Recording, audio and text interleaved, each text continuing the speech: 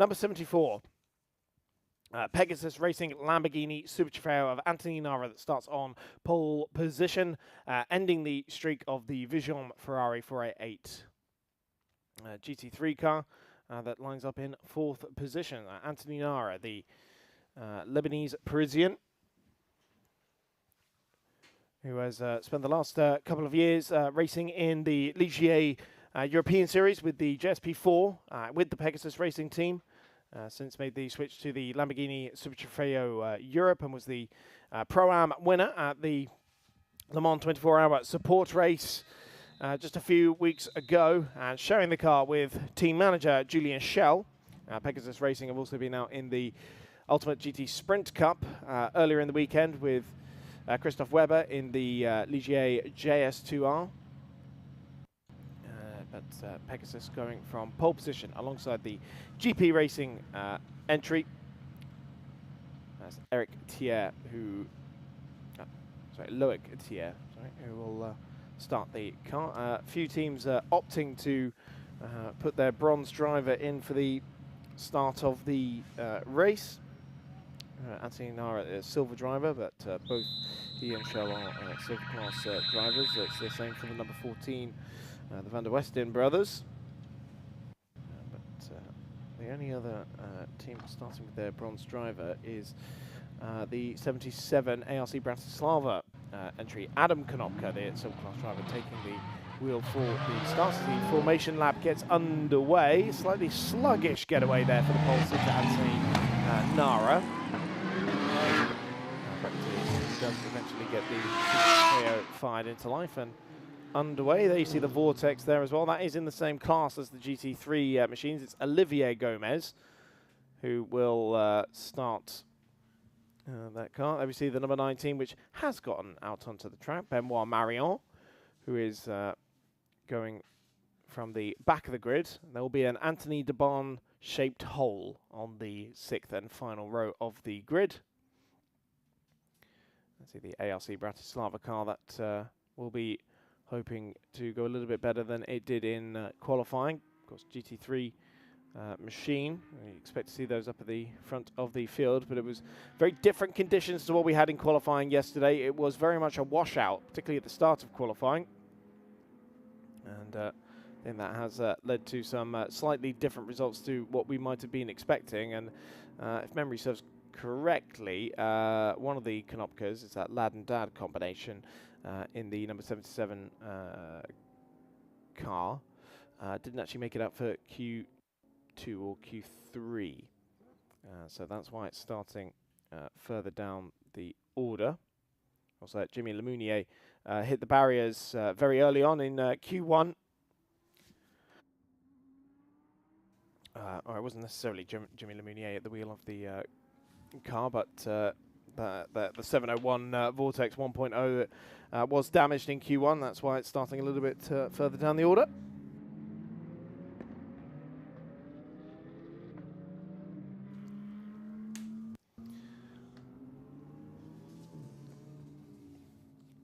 So it will be Anthony Nara in the Lamborghini Super Trofeo, the blue and pink machine, alongside the Porsche Cup car. Vastly different performance characteristics between those two machines. The Super Trofeo is one of the fastest single make series out there. But the Porsche Cup car has been known to hold its own, particularly in the corners. We'll see where the Vortex can come into this as well. They have been front runners in various stages throughout the season, particularly in Portimao in the Trofeo GTE race that we had there. We're getting the Le Mans music for the start of the 4-hour here. Although, well, not the Le Mans music. It is the 2001 A Space Odyssey theme, but very much utilized by Le Mans these days.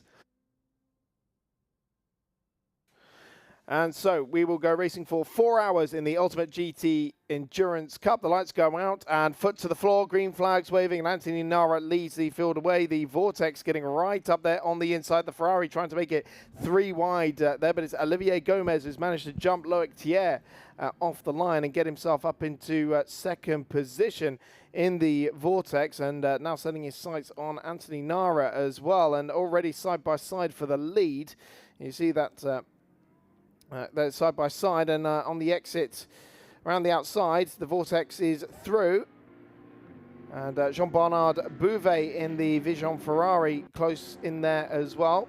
Look at the straight line speed of the Lamborghini Super Trofeo in the toe of the Vortex. Has been able to draw back alongside to the outside of turn number 6. Can't find his way through there, but he has opened up the door for Jean-Bernard Bouvet to get that Vision Ferrari up into second position. And now the Ferrari going for the lead, seemingly on the inside of turn number 7. Yes, he is through on the Vortex. Olivier Gomez's lead was short-lived there.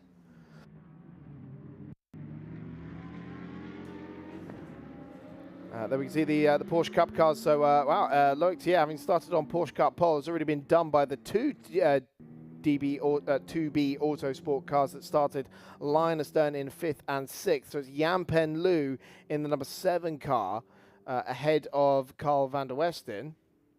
That car started in 6th position, but has made his way up ahead of not only his teammate, but the class pole sitter as well.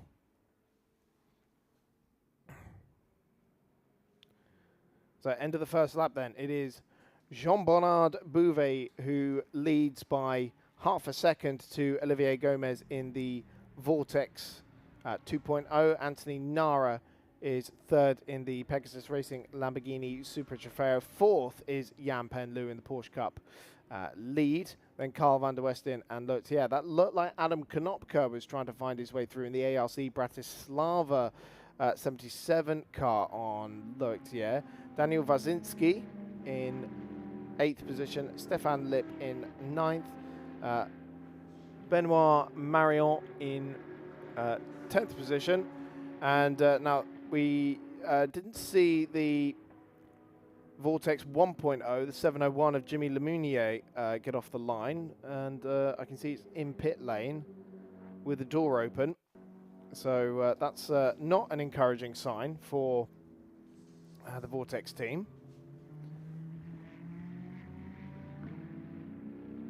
And yeah, now we can see it on the screen as well. The Vortex very much stationary.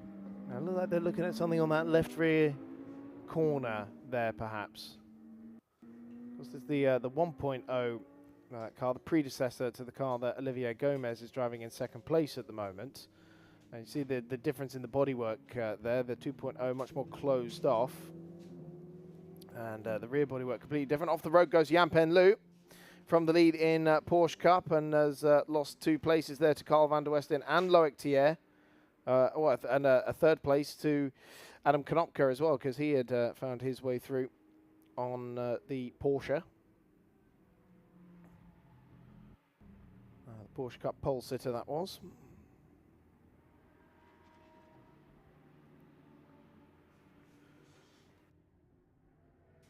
So 1.4 seconds is Jean-Bernard Bouvet's advantage over Olivier Gomez. He's sharing the car with his brother, who he co-owns the Vortex brand with.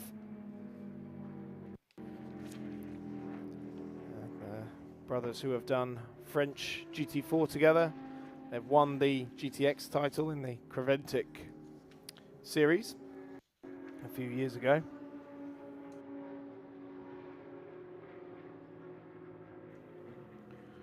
And here we're going to see what happened to Jan Pen Lu. Turn 12 has definitely been the action spot. Just got it a little wide on the exit and into the gravel as well. And so we lost 1, 2, and 3 spots there in the end, with the GP racing car Loic Thiers getting around the outside. Jan Pen Lu, one of the bronze drivers, joining the father-son combination of Olivier and Romain Favre. The the 2B Autosport team, very much known as a French rally team. Last team to win the title with a Porsche. Now moving their way into circuit racing competition.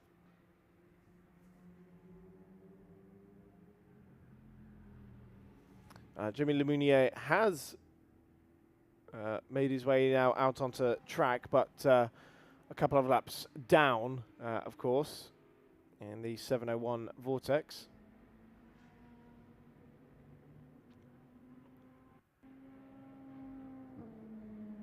There it's just gone across the line, so 2 laps down from the race leader.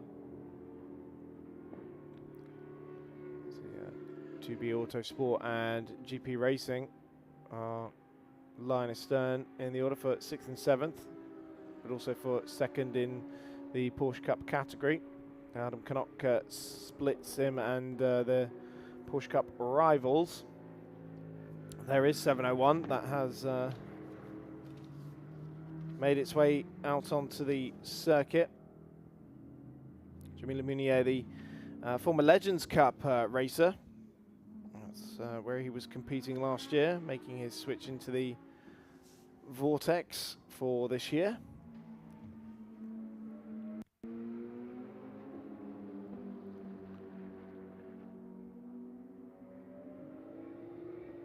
And obviously the 2 Alpine A110s separated by only a couple of tenths per second. Oh, off the road there. Was that the... Yes, that was the 701. Jimmy Lemunier there. So we see Jan-Pen Loop trying to do something about the GP racing car in front of him. Jan-Pen Loop had 2 class podiums in his 3 appearances with Olivier Favre last year. And Adam Konopka now closing on the back of the Porsche Cup leader in the Lamborghini Huracan GT3. A dive up the inside into the Nord curve. That's not really an overtaking opportunity. Adam Konopka, the son of team boss Miro, has been racing in the ESET Cup this year. ARC Bratislava being welcomed to the Ultimate Cup first time this year. Also competing in the, also competed, I should say, in the European Endurance Prototype Cup a little bit earlier on with Balázs Valente, and well, Miro actually never got a chance to drive the car because Balázs had a bit of contact at this corner here at the hairpin and ended their race quite prematurely. So I'm sure Auto Racing Club Bratislava are hoping for slightly better luck in this race, and it is Adam and Miro sharing the car. It was originally meant to be Zeno Mukalasco who was going to be driving the car, but he was unable to make the meeting in the end, and so yeah, Miro jumping in to fill that role.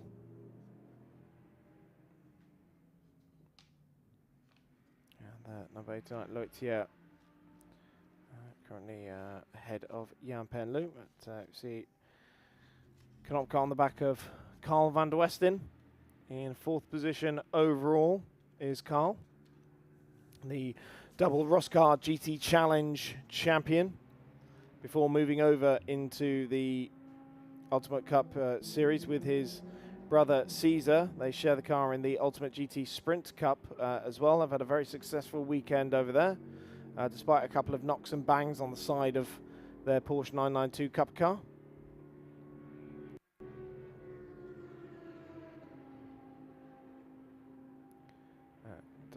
Konopka could well be about to make the move here.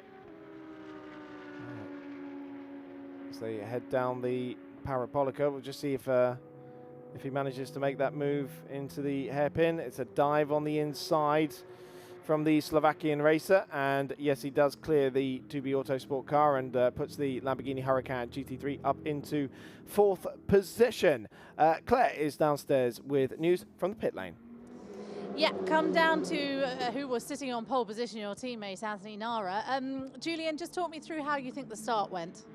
The start was okay for us. We told him to stay cool and relax. The course will be, the race will be very long.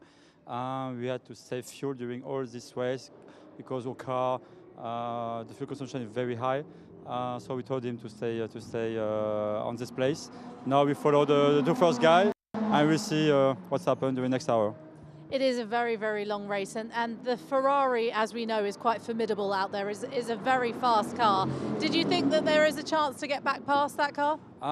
We will see, honestly. For us, it's the first race of the year. We took the car beginning of the year where we do the Super Trophy with it, so the car is normally prepared for the sprint race.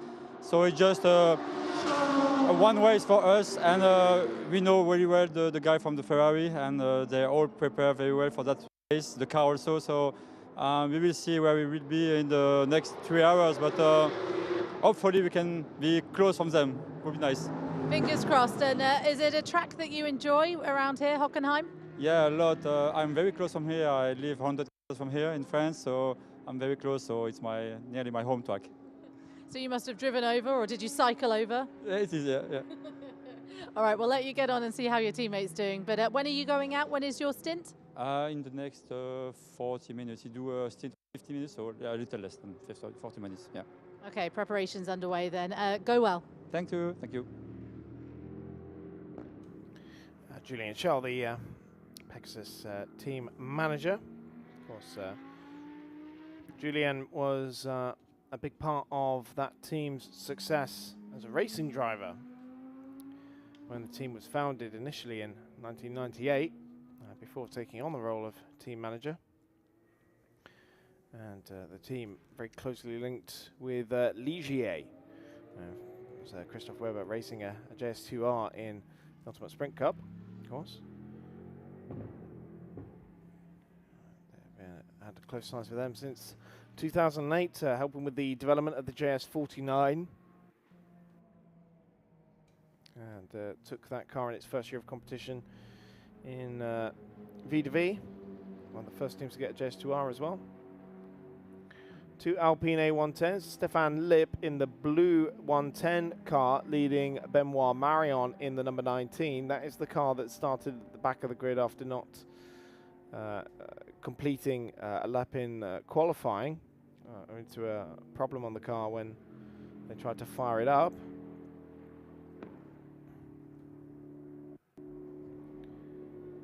We heard from the Giselle technology boss yesterday, and said they were hopeful that the 19 would get out, and they've managed to do so. Of course, the Giselle Technology, of course, a very well-known team in the Alpine Elf Cup series, being one of the most successful outfits in terms of developing young talent and helping them get a foot on the ladder in GT racing, moving up to GT4 competition. Was a French GT4 or GT4 European Series, the next sort of rung on the ladder for the after the Alpine Elf Cup series. Benoit Marion being very generous to the race leader there, very much compromising his own battle with Stéphane Loeb, because Stéphane Loeb's not going to have to do anything here. He's going to keep his foot to the floor, and the Ferrari will just power by. Whereas Benoit Marion may as well parked up and to wave the Ferrari by, because now he's 1.5 seconds back from his class rival, and he's got to do all that hard work all over again. But of course, it's not just young talent that is developed by Giselle Technology course. Very favourable with the gentleman drivers as well, because there is the gentleman class in the Alpine Elf Cup series, and it's largely the gentleman drivers that have been doing some extra mileage in this championship. Benoit Marion, the former Peugeot 208 endurance racer, so no stranger to long races, and also that's a former Ultimate Cup series as well, which I think he did with Olivier Martinez as well, who he will be sharing the who he is sharing the number 19 car with, along with Julien Bouni, the rally driver. Still very much nose to tail for second in the Porsche Cup battle. They're now some 13 seconds behind class leader Carl van der Westin.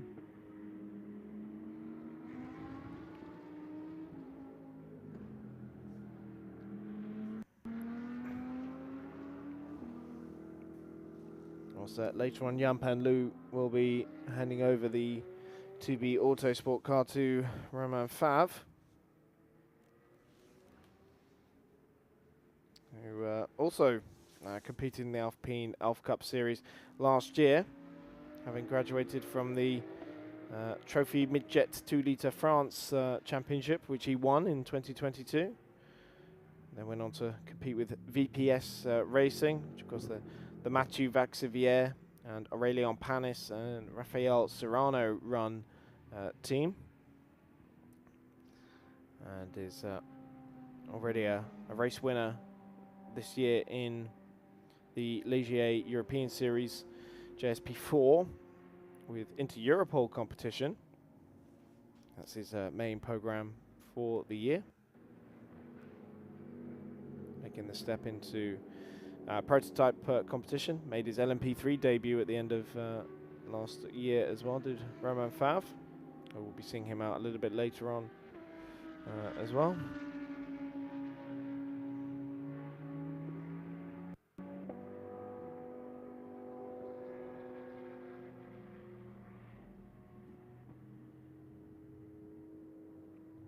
So Adam Konopka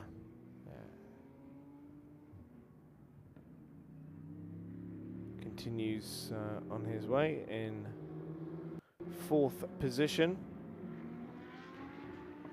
Currently matching the pace of Anthony Nara in front of him. Both Konopka and Nara lapping quicker than Gomez in second. It's about 15 seconds the gap now between Jean-Bernard Bouvet, who alongside Jean-Paul Pani, who they share the car with, have won a number of V2V Endurance GT titles, winning it together in 2018, 2016 and 2015, and also winning the Ultimate Cup GT Championship in 2019 as well. It was all the way back in 1991 where Jean-Bernard Bouvet, the 54-year-old from Mamers, started his racing career in Formula Ford 1600 France. He won the championship in 1993. That year made his Le Mans debut with the Graf Racing team, who he won Formula Ford 1600 with. And imagine going straight from Formula Ford up to Le Mans. And he did do an awful lot more in LMP2 in Le Mans and in the Le Mans series as well.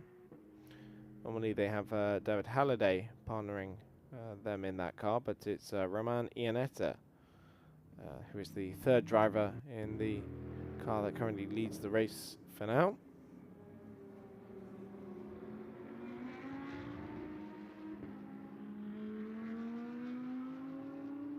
And 18.14 seconds is the advantage that Jean-Bernard Bouvet has over Olivier Gomez.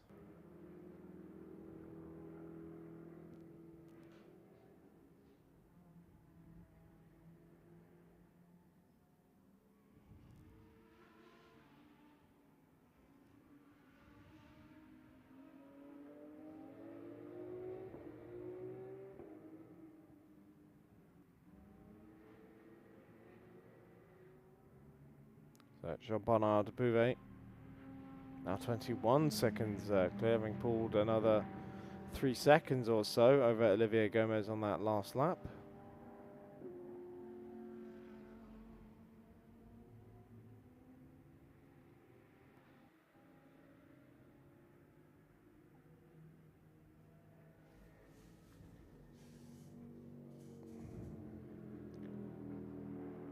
Yeah, 488 GT3 Evo, of course.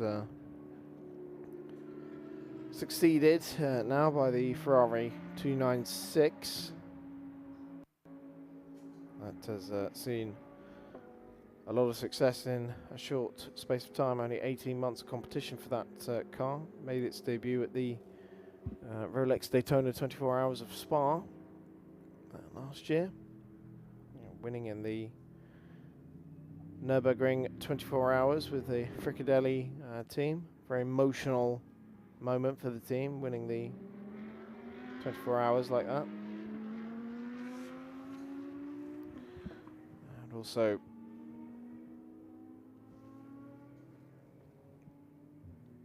winning a class title in the International GT Open as well with AF Corsa.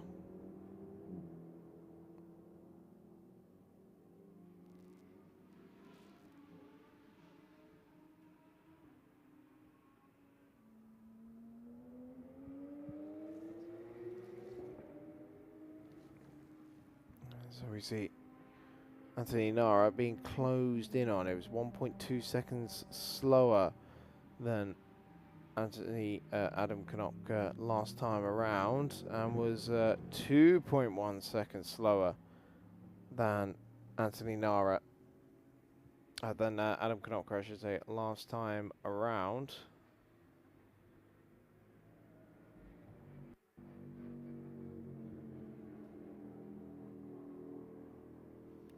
So, nose to tail on the run into, oh, that is the GP Racing Porsche off the road. Jan Pan Lu will be relieved to see that, because it means he's not looking at the back of the GP Racing car anymore.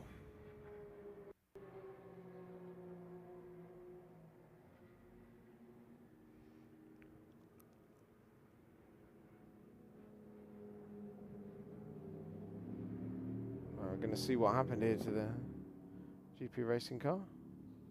Skidded off the road on the entry to turn number 16, which is an unusual one. But for the most part, a rather harmless spin. Still Anthony Nara ahead of Adam Konopka.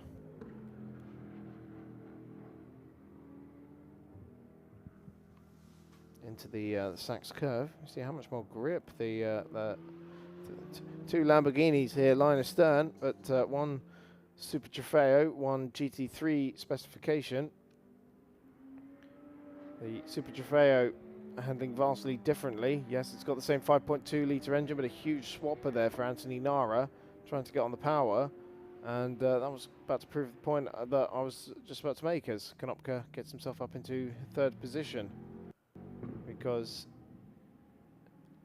it's a lot more road-based, the Super Trofeo car. So you have more road-like suspension. That's why you often see it diving and ducking, and it's a very animated car when you watch it under braking and through corners. Whereas obviously the Hurricane is built from the ground up as a thoroughbred race car.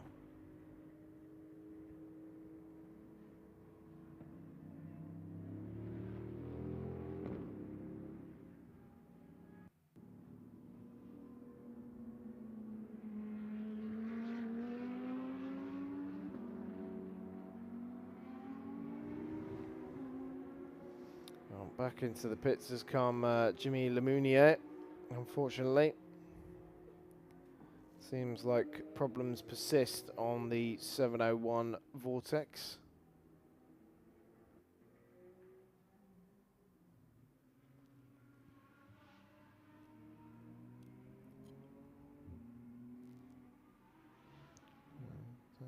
I can't see much frantic work going on there. 25 minutes in is early for a stop, especially when you consider it sat in the pit lane for the first 5 minutes of the race as well.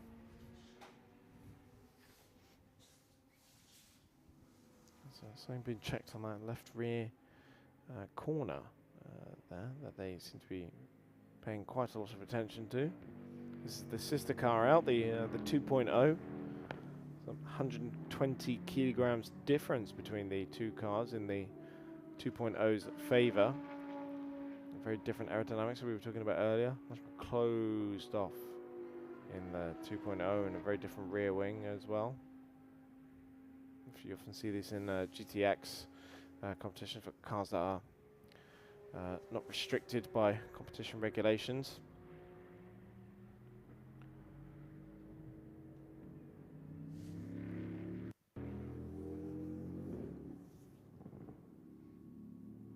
And a lot of revision to the suspension as well to help it go significantly faster than its predecessor. The Alpine battle continues. Stéphane Loeb still leads Benoit Marion.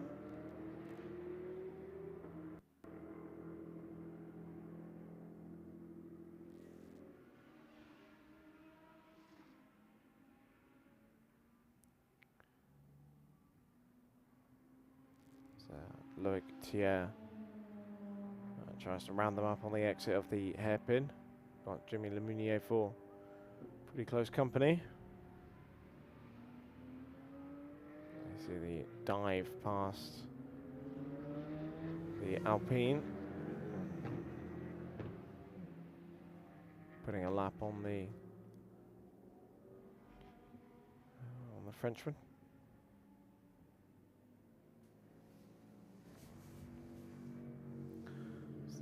Jimmy Lemunier Vortex tried to get up the inside into turn 12, settles for the Sachs curve instead.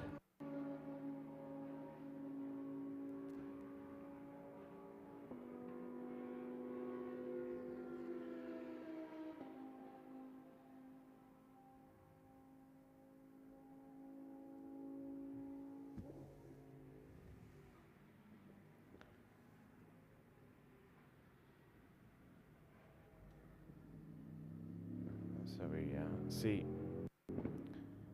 then we can see, is that damage on the back corner there? I wonder, that has caused problems there for Jimmy Lemunier. Into pit lane has come Carl van der Westen from the Porsche Cup lead in 5th position overall.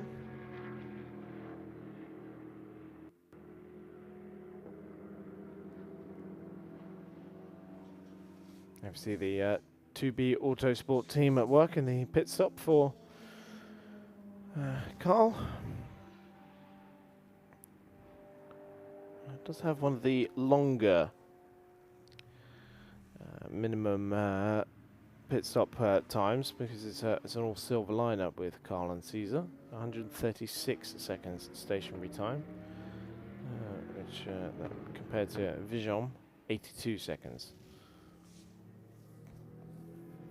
As 2B Autosport also taking 20 seconds of handicap as they're an all silver lineup.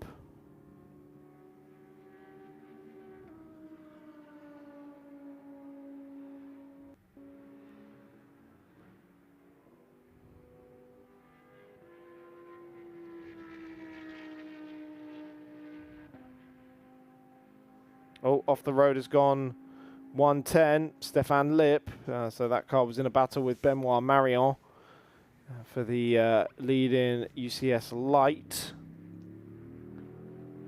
So Marion will have gone through.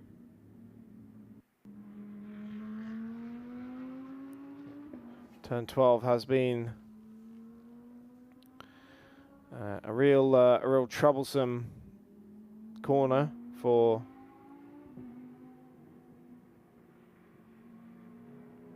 a number, quite a few cars, particularly in the wet yesterday. It was the wettest part of the track in qualifying. And we see still catching out drivers in the dry. Claire Cottingham is downstairs in the 2B Autosport garage.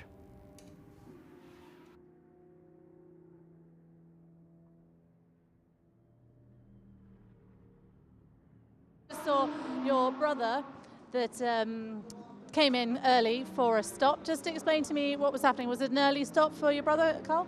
I think you just have to the camera, the radio, because it was not working, and do so it's pressure tire. But after it was okay. I think you just had to stop to check the radio, and now it's good for the rest of the run. Okay, and you're still leading the class at the moment. That didn't affect you or anything coming in just for that? I don't think so. We saw at the next change when I will take the car. But for now, he did a very good start, and he's taking advance. He took some advance at the beginning, so I hope it's enough to stay first of the category. A strong qualifying for you both yesterday as well. Did it feel good coming in today, seeing that the sun was shining out there? I don't know, for my brother, I would say strong qualification. For me, it was quite hard, even after what happened yesterday for me during the sprint race. But yeah, we did a good qualification, and I think we can do very well at the race. So, how did you manage to put behind what happened to you yesterday and kind of move forward for today? That was really difficult for the 4 laps after what happened, and I'm very okay. I'm ready to do even better than yesterday, so very motivated. Is it nice to have those conversations with someone like your brother, though, who can kind of calm you down and say, look, we need to go again? Do you have those conversations with him? Yeah, we motivate each other. Like we spoke yesterday, it was like to tell me to calm down, concentrate on the next, like on the future qualification, if like this. So he helped me when things like this happen, and I help him when he needs things. So we help each other, and that's very, very, very nice. It's a cool relationship. I like it. I'm going to let you get off and see how your brother's doing now, but don't run away. He ran away from me. When I came to come and grab Caesar to get an interview, he ran down the garage, but I saw you. I can see a driver a mile off, so I'll always come grab you. Thank you so much for talking to us. Thank you. Have a good day. Bye. So radio problems aboard the number 14 2B Autosport Porsche 992 Cup car. It has prompted an early stop for Carl van der Westen. Well, that has counted as one of his 5 mandatory pit stops that each car must serve during this 4-hour race.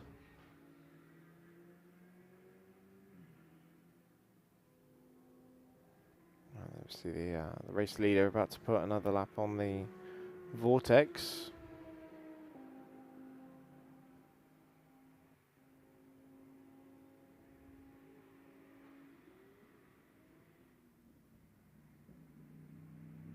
It's a few different class of car that we run in not only the the Ultimate GT Endurance Cup, but also the Ultimate GT Sprint Cup.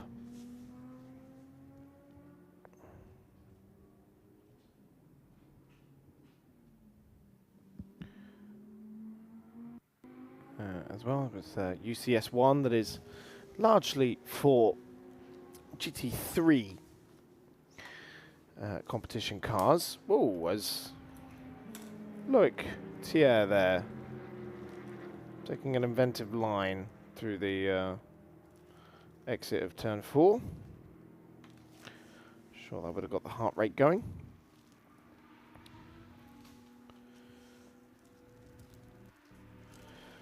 But yes, largely for the GT3 cars, not just for the older, the current machines, but also for the older machinery as well, because you can have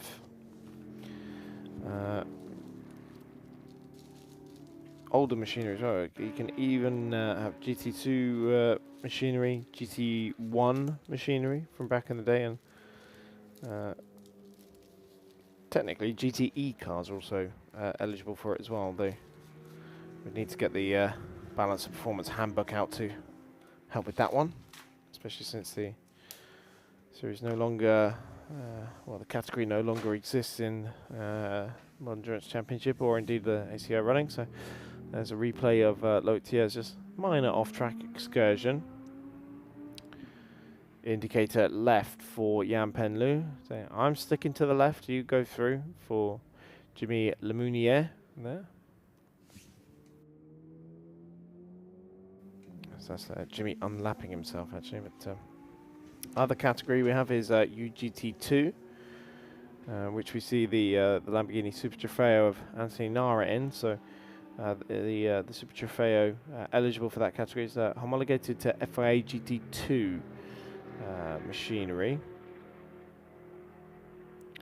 which does allow for older GT cars or Cup cars to superior for the GTX category, which I'll get into in a second. Just see Jan Penlu coming under pressure from Loic Thier for 5th position, and what is now the lead in Porsche Cup, as Carl van der Westen has served one of his stops. Olivier Gomez has brought the number 20 Vortex 2.0 into pit lane in the meantime.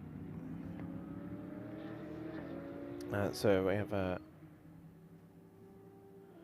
UCS 3 as well, which is the Ferrari Challenge category, which is includes the 488, the 488 Evo, and the 296 as well. The Vortexes as well, the 1.0, which is eligible for UCS 3. As we see Olivier Gomez in pit lane. Tyre pressure checks going on there, make sure all is well.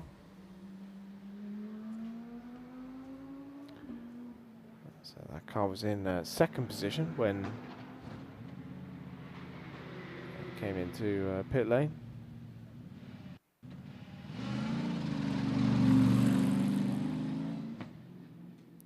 One thing I've just noticed there on the Vortex actually is that although it's got the headlights look rather massive, the actual lights themselves are it's only a small portion of the headlight section. A few LEDs on the front of it there, but it is a car that has competed in various 24-hour races, so it shouldn't be. I'm sure it is normally okay for the night running, which we don't usually have here. But the UCS 4 car we saw there just in front of it, that's for GT4 machinery, of which we have the BMW M4 GT4 from Bienvenue L'Espace, or L'Espace Bienvenue, sorry. Daniel Wozinski at the helm of that car at the moment. Vortex just rounds him up there. Then we have Porsche Cup category, and this is Anthony Nara into pit lane as well from 3rd position. Stéphane Loeb has also come into the pits as well. But yes, in Porsche Cup, which is for not just the current 992 generation, but also the 991 and even the previous one, the 997. Something going on the back of that Pegasus Racing Lamborghini Super Trofeo there.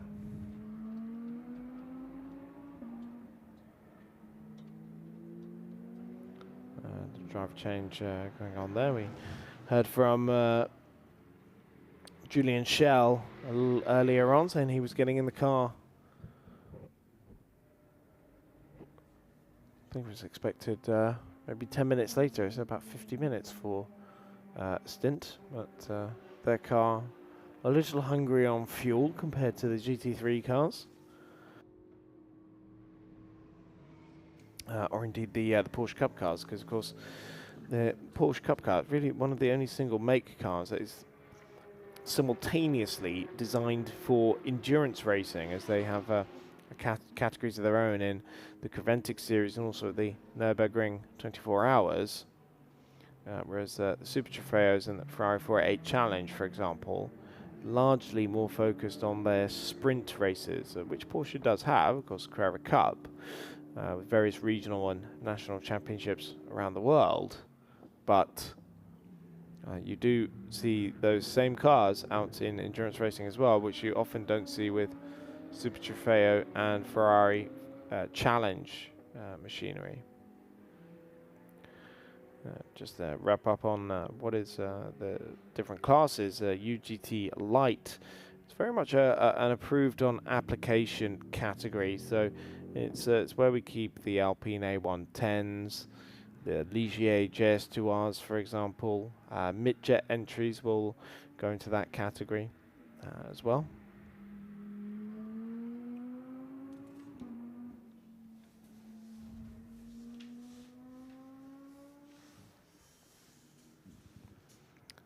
2B Autosports car there of Yan Pen Lu.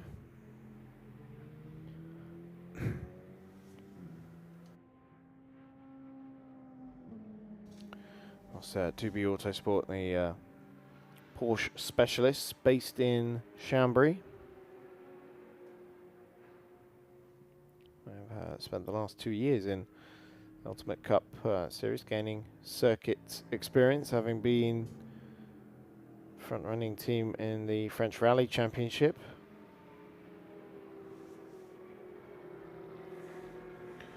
They're not the only ones, so we have Herrero Racing in the Ultimate GT Sprint Cup, who are very well known in Porsche Carrera Cup France, as well as the Alpine Alpha Cup Series.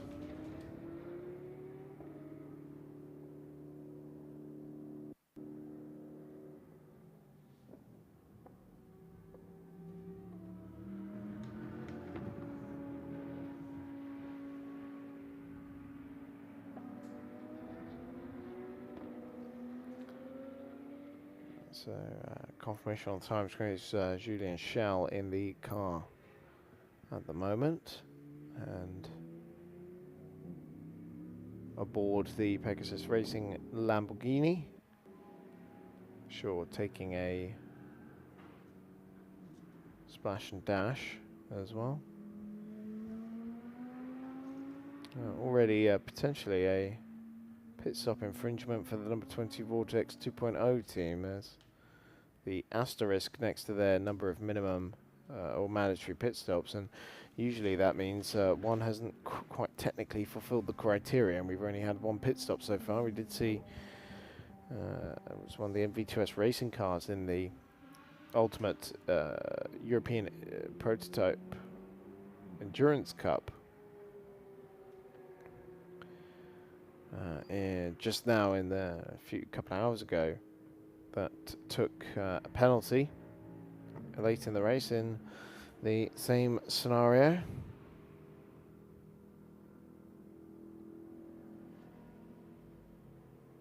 But Ligier has also brought the GP racing team Porsche into pit lane.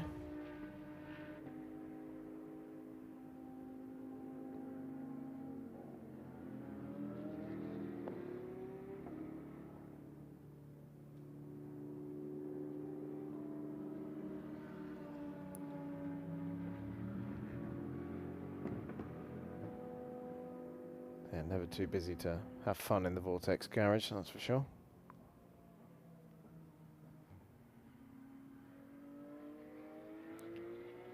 So look, yeah, still in pit lane. Sure, Yan Pen Lu will try and make use of this clear air in front of him.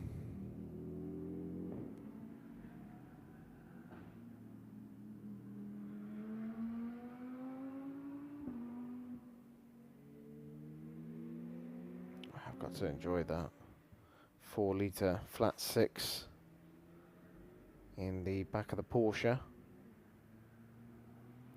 And when I say the back, I mean the back. Engines behind the rear axle.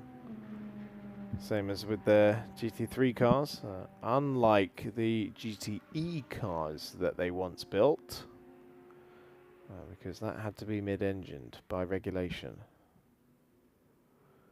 So very un-Porsche-esque, but now I think with LMGT3 you have something that's quite quintessentially a Porsche with the rear-engined cars. Unlike this, the mid-engined Ferrari 488, the 3.9-litre twin-turbo V8 going strong. It's the 3-litre twin-turbo V6 that they use now in the 296.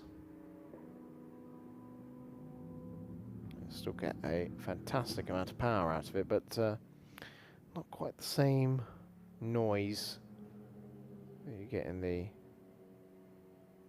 with the V8.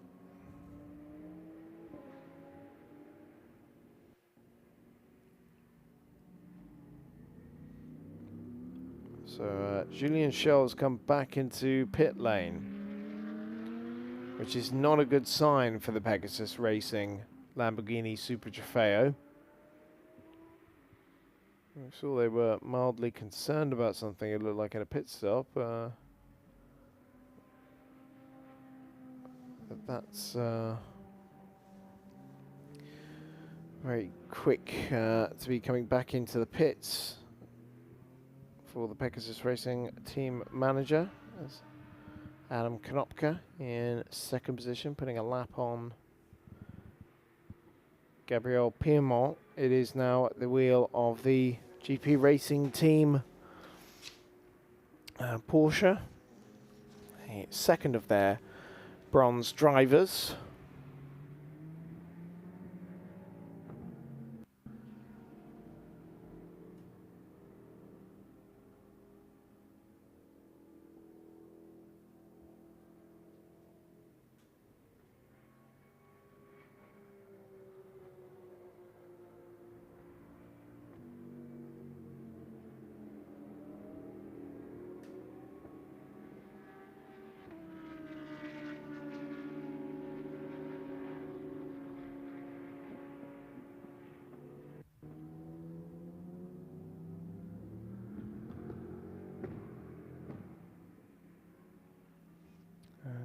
Information from clearing the pit lane is that the Pegasus Racing Lamborghini has been put in the garage, so that's not a good sign at all for them.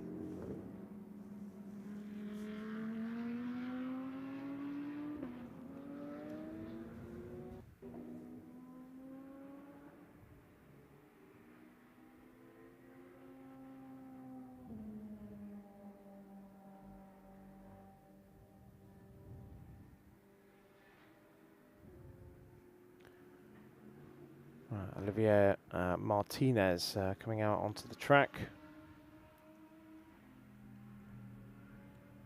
in the number 19.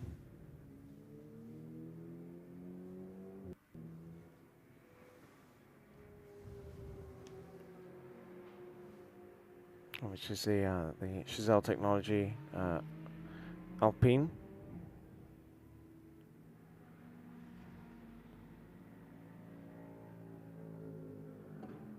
So Adam Konopka continues to circulate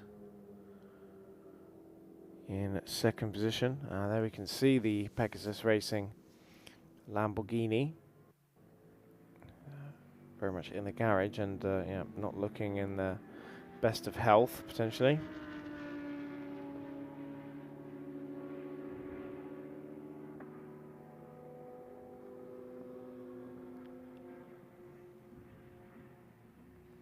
So that car has now fallen down to last position of the 11 starters.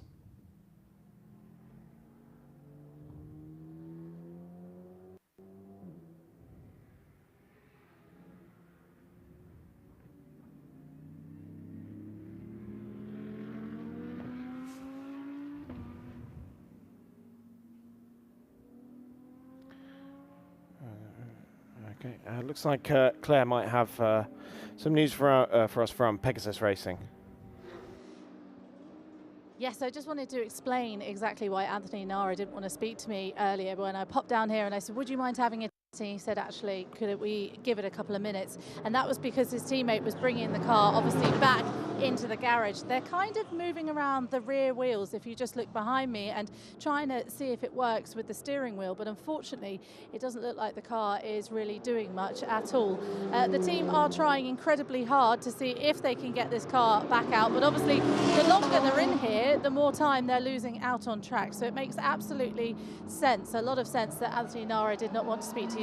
Number 7 car going back out onto the track as well now, but it looks like the number 74 is here to stay for a bit longer within the pit lane, which is unfortunate for the Pegasus team. We did speak, of course, to Julien, who is at the wheel of the car now, just before the race, and just during the race rather, and he was happy about what was going on out there, but obviously something has happened. I didn't see anything actually happen on track. So clearly the team trying hard to get things back underway out there. That looks like they're putting the back on the car now and seeing if they can get back underway. But what I'm going to do is move out of the way, because if this car's going back out, I'm going to get run over. Yeah, so I would hope they would give you some slight warning there. But we know racing teams are pretty ruthless. Las Bias bienvenue. That's not me welcoming you to stream. That's the name of the BMW team there. The car number 17 in 7th position. Daniel Varzink at the wheel. He's sharing the car with Regis Rigaud de Seb, the 2019 Ultimate Cup GT class champion.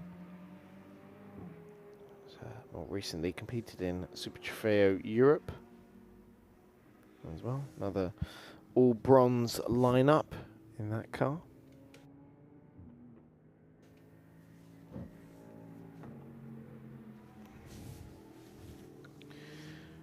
The all bronzes going into their own ultimate category, it's called. It includes the number 1 Vision Ferrari, the Las Bias Bienvenue BMW GT4, the Chazelle Technology car, the number 19, the number 20 Vortex, and their sister car as well, the 701 Vortex, and the 77 ARC Bratislava, as you see. Regis Rigaud de Seb getting ready to take over that number 17 car from Daniel Wazinski.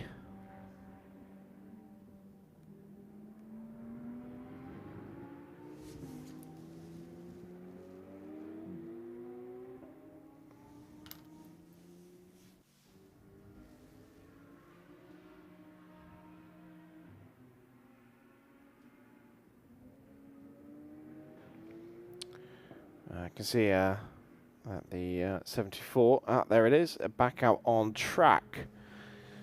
Good news for Pegasus Racing.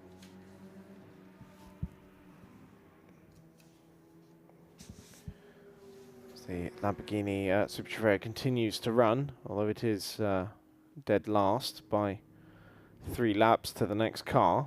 So a lot of work to do for it to climb back up the order.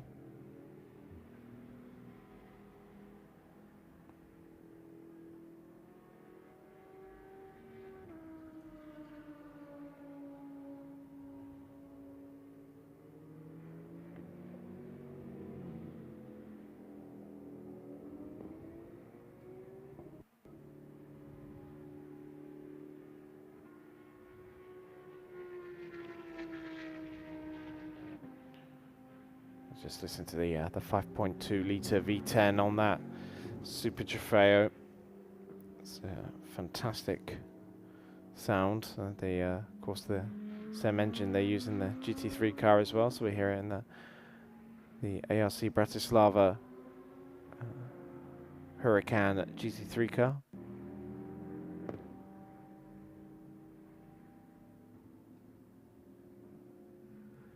Oh, running off the road there, Julian Schell. I hope that is not an indication that problems persist on the Pegasus Racing number 74.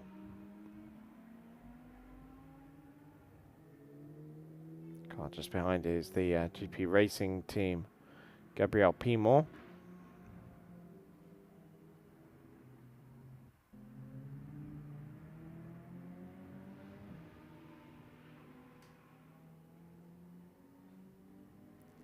The car going around the Sachs curve. Looks to be up to speed again, so hopefully that was just a sort of like outbreaking yourself moment from Julian Schell.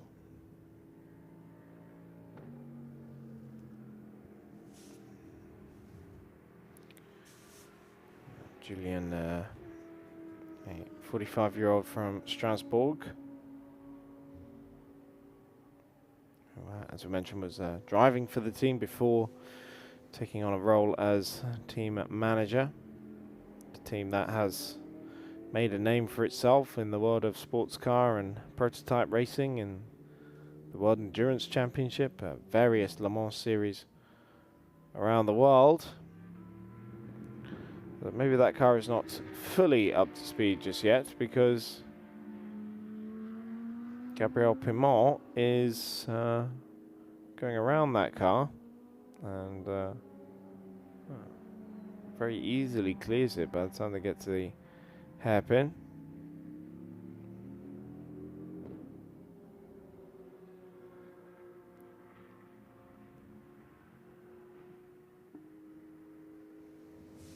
It looks like still work to be done to get that Pegasus racing car fully up to speed. Spray ram wide a lap ago.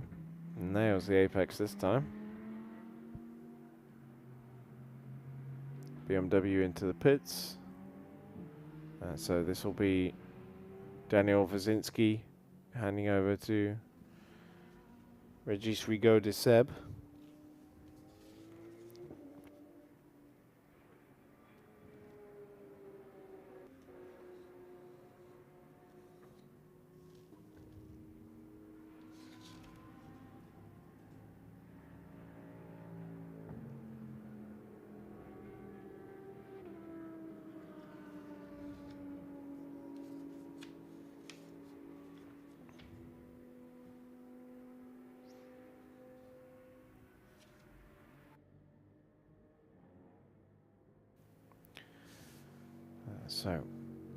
Well, Pegasus Racing stays out, but not lapping well at the moment in the 158 last time around, which is matching the speed of the Alpine cars. In fact, a little slower than the Alpine cars, which is what you wouldn't anticipate at all, considering the Super Trofeo is somewhere between a GT3 and a GT4 car, and the Alpines are considered sub GT4 level. So that very much indicates that the speed from the Lamborghini is unable to be utilized. Yeah, you can see how slow it's going now. So race leader has come into pit lane, Jean-Bernard Bouvet, multiple Ultimate Cup GT champion, most recently in 2019. Also a French Super Production champion back in 2000.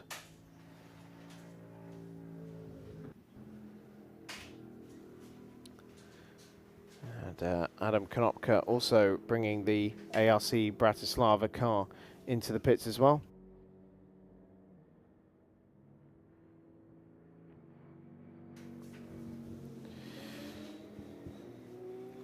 So top two into pit lane. The gap 63 seconds between them when they went over the timing line. So as we reach the end of the first hour of the Ultimate GT Endurance Cup, 4 hours of Hockenheim, it is Jean-Paul Pani who is now aboard the race-leading #1 Ferrari 488 GT3 from Vision. Adam Konopka in the 77 Auto Racing Club Bratislava Lamborghini Huracan at 63 seconds adrift. Then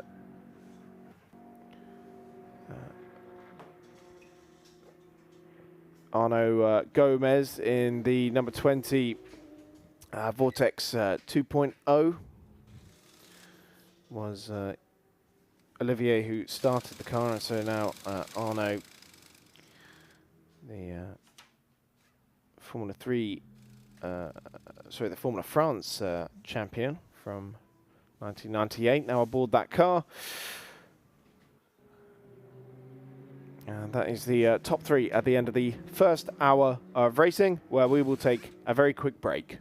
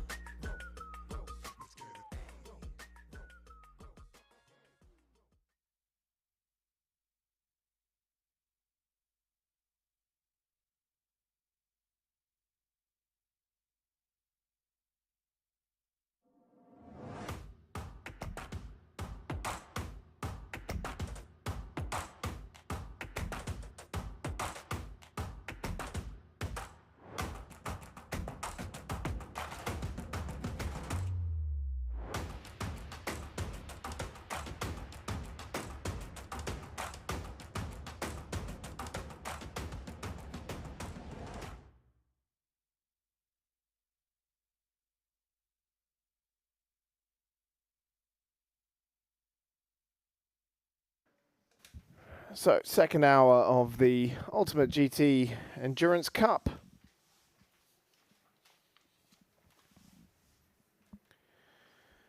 And it is Arno Gomez who now leads in the number 20 Vortex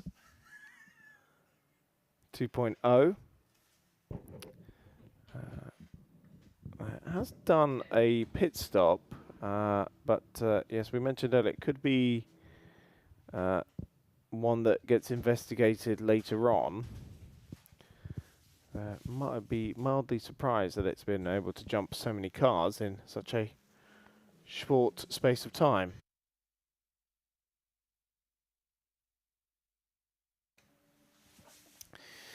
So it is Carl van der Westen in the number 14 to be Autosport car that's been put up to second position. Jean-Paul Pani circulating in third. Miro Konopka now aboard the 77 ARC Bratislava car. Ignore that. Gabriel Pimon's come out in third place in the GP Racing car. Olivier Favre in the number 7 to be Autosport car. Christophe Derenu in 701 has come up to 7th position, but just hit pit lane. And Olivier Martinez in the number 19, the former Peugeot 208 endurance racer, who sits in 8th position in the UCS Light race lead, ahead of Guillaume Massey in the number 110 machine. Reggie Rigo de Seb, in the GT4 car. In 10th position, Julian Schell back in pit lane in the 74. Claire Cottingham has come back up to pit lane. How was pit lane, Claire? Good. The first thing I did as soon as I walked in here was just spill a load of water on the floor, which I thought was a solid start to the commentary box time. I wondered what you had done there, and I didn't realise until you had stood up, and I wondered what on earth you were doing with all that paper. I gasped, and you had to turn off my microphone. I realised I spilled a whole load of water. Nothing on any electronics, just on my feet. Good, because the APR team would have gone absolutely berserk. Yeah. Anyway, it was lovely in the pit lane. It was nice and warm down there. It was very different from what we had yesterday, which was just soggy feet. So yeah, it was lovely. Very caught up on my tan. Spoke to some lovely people, and yeah. Yes. Looking forward to watching some racing now. We've got Alex down in the pit lane chatting to the drivers, and Alexandre. Alexandre. So I just can't say it as well. I have to emphasize they get annoyed at us if we don't. Oh no, just the team in general. Oh. If we don't fully pronounce the name, but no, I feel you on the tan because. I've largely been cooped up in here with my jacket on as well. Yeah, and so I know, because I keep turning on. We keep having a fight at the aircon. Yes, there has been an argument about the aircon. We've become a married commentary couple. Let's not go there. The memories I have were from Barcelona. I left Barcelona at the end of last year, at the end of my season, with a lovely tan. Yeah. By the time I came back at the start of the season, I'd turned white as a ghost again after spending 4 months back in Blighty. That's the issue, isn't it? Yes. You look back at tans. So, last year when I was travelling quite a lot to lots of lovely countries, and this a beautiful golden tan, and then yeah, like you say, I looked at the beginning of last year and was like, beginning of this year rather, and I was like, I'm just like what's a really white thing? A snowman. A ghost. A ghost. No. Or yes, snow. Snow is white. Snow is white. Look at the beautiful surroundings we have here in rural Germany for the Hockenheim circuit. You were telling me you loved Germany so much that you kind of thought about maybe moving over here, didn't you? Yeah, that was a hope at one point. I had eyed up a little village by the Nürburgring, somewhere like you with like an open log fire, just roasting your marshmallows. Me, a city boy, who'd have thought about it? With your sheep. No, none of those. No, you don't. No. Your dog? A dog at a push. Okay. For sure. To just to accompany the lifestyle. Would you be someone that had a dog that was named after a racing driver? Because that seems like the trendy thing to do. Well, I would say if I have a dog, I was going to call it Max, but not after Maximilian. No, not after Maximilian Gunther, no, or Maximilian Paul, or Maximilian Verstappen. If that even is his, do you reckon that's his God-given name, Maximilian Verstappen? Yeah, you can ask him next time you see him. Yeah. But no, I was always thinking. A couple of weeks' time, so I can ask him then. Okay, great. Yeah. I'll be in Paul Ricard, so I won't be able to join you there, sadly. But just Max. You just enjoyed the name Max. Well, from the Grinch. Oh yes, so we had this conversation last night, and then you did a really interesting impression of the Grinch, which I won't repeat on air. No. It wasn't bad. You even did the alarm movement, which I thought was the real full commitment. You're doing it now. Honestly, I'm glad we don't have a camera in here. I had a dog called Jensen when I was younger, but I was really young, and it was this little blonde Labrador that I was able to name, and I love Jensen. He was a great dog. But he died years ago, so it just shows how long Jensen Button's been going with his career.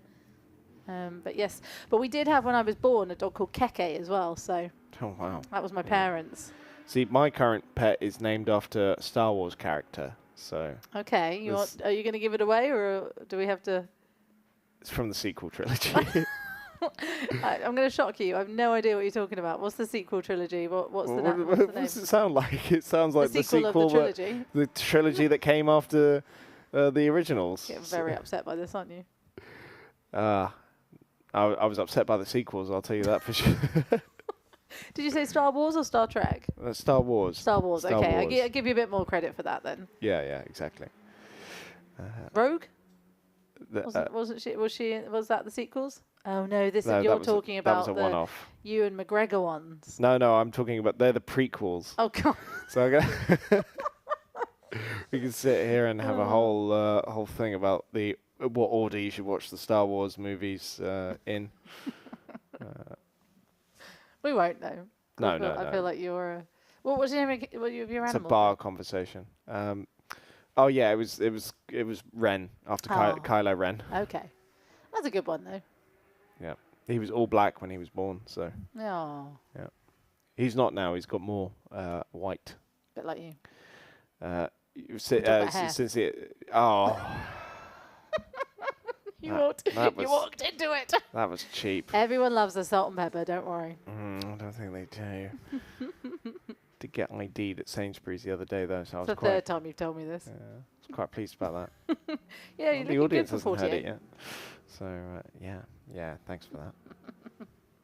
Anyway, back to racing. Yeah, to be Autosport, to be or not to be Autosport, Linus Stern. In second and third, sorry, at the moment. Carl van der Westen. It's Olivier Favre is a lap down, actually, just in front of Carl van der Westen.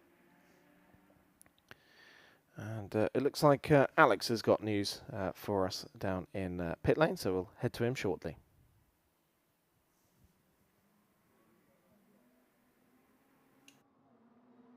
Je suis avec Romain Favre du DB Autosport. Romain, vous vous apprêtez à rentrer dans cette voiture, dans la Porsche du DB Autosport, la numéro 7. Dans combien de temps? Est-ce que vous pouvez nous dire? Oui, bien sûr. Donc dans à peu près 10 minutes, je vais prendre mon relais. Donc ce sera mon premier relais. Ensuite, j'en aurai un deuxième pour finir la course. Donc voilà, je me prépare petit à petit pour monter dans la voiture. Mais voilà, d'ici 4-5 tours, je vais prendre le relais. Ce début de course, il a été comment? Un petit peu compliqué. On a vu un petit passage dans les graviers au niveau du T12, mais rien de cassé sur la voiture. Oui, absolument, rien de cassé. Petit passage, petit coup de chaud, on va dire. Mais tout va bien, honnêtement. La voiture, il n'y a pas de dégâts dessus, donc pas de souci pour la suite de la course. Et le but pour vous, là, c'est d'essayer de rattraper Karl, l'autre voiture sœur, la deuxième du DB Autosport, qui est pour l'instant très très rapide. Oui, bien sûr. Ouais, ils ont un très bon rythme pour le moment, mais voilà, on va tout donner. Pour ma part, je vais à fond pour essayer de faire le meilleur job et puis on verra le résultat à la fin de la course. Super, merci Romain, et bien on vous souhaite un bon relais.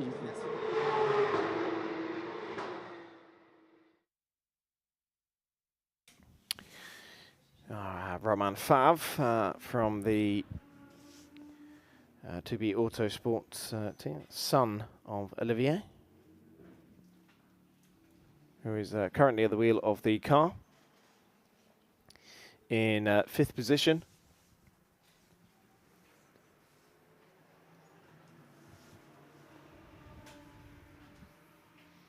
Right.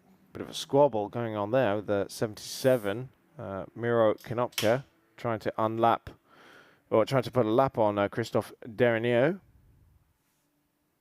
Christophe didn't seem to want to take that one line down too much.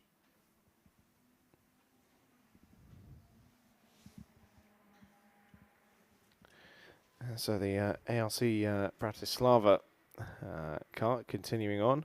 Currently going much better for the ARC Bratislava team than it did in the European Endurance Prototype Cup, where Balaz Volontaire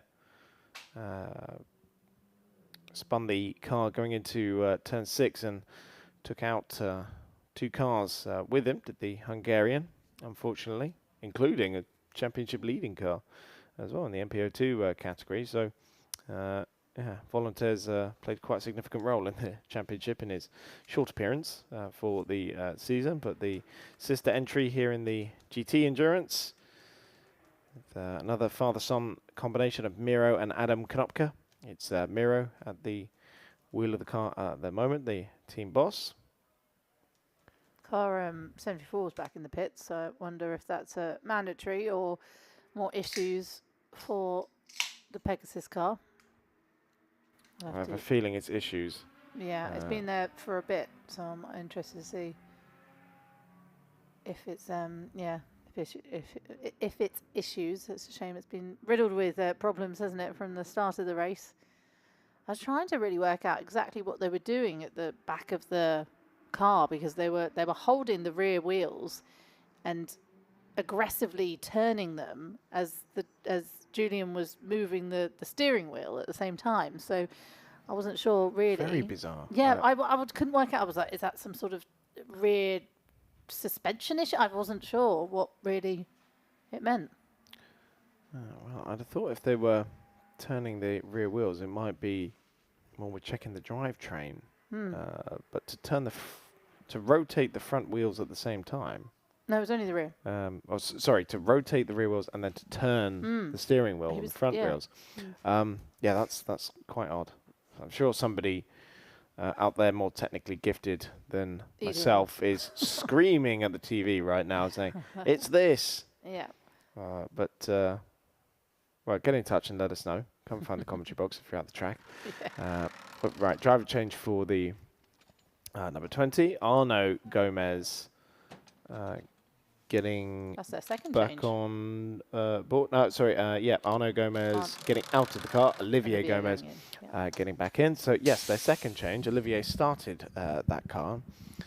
So it seems to be a change every at the end of each stint.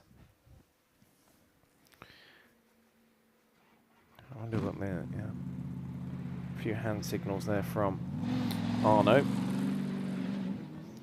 who of the two brothers has the slightly more accomplished career as a Formula France champion in 1998 and competing in the French Formula Renault 2-litre series. But the two brothers who co-own the Vortex team. The brand founded in 2015 and they debuted the 1.0 in 2016 in the 4 hours of Barcelona V2V event. The car ended up racing at the Bathurst 12-hour as well in the Invitational class this year. It was the 2.0 which debuted in 2023 in the 24-hour series. Since then they have won the Ultimate GT Endurance and Sprint Cup class. It's at GT3B it was back then. It would be UCS 3 now for the 1.0. The 2.0 fits into the UCS 1 category for the GT3 cars. They won those in 2022 and also the Endurance in 2023 as well. Class champions in 2019 as well, and also titles in Spanish GT and the 24-hour series as well. So an awful lot accomplished in a short space of time. Of course, next year Vortex will be celebrating 10 years as a brand.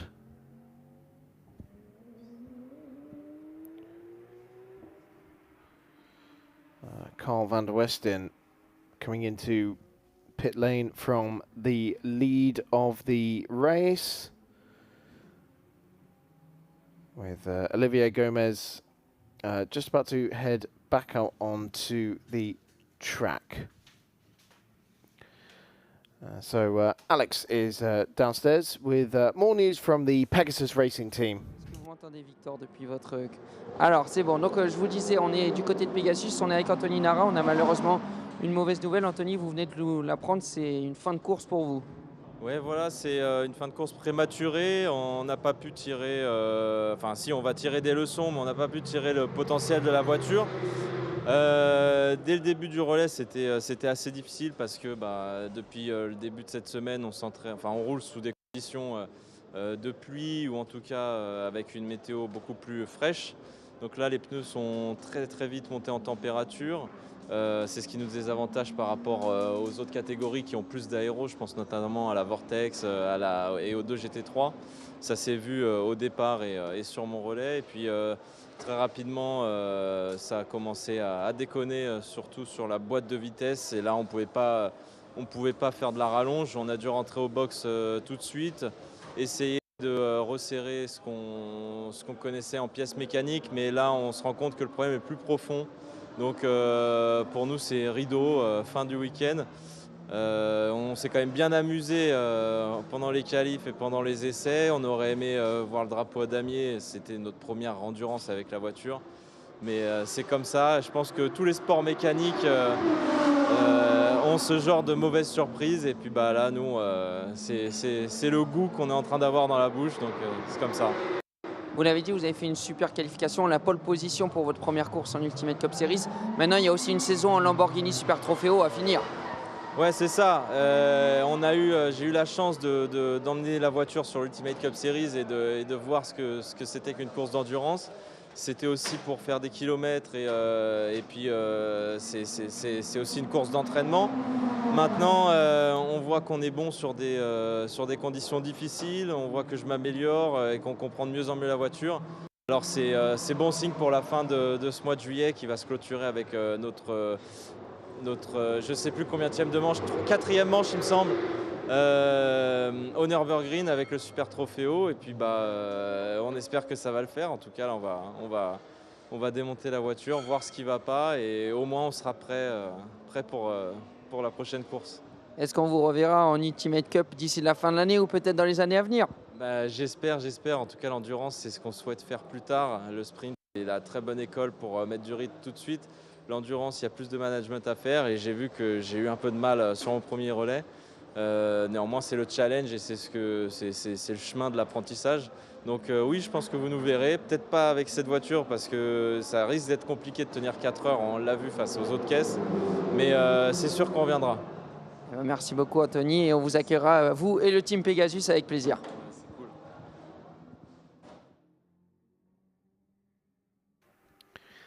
Anthony Nara in the Pegasus Racing garage.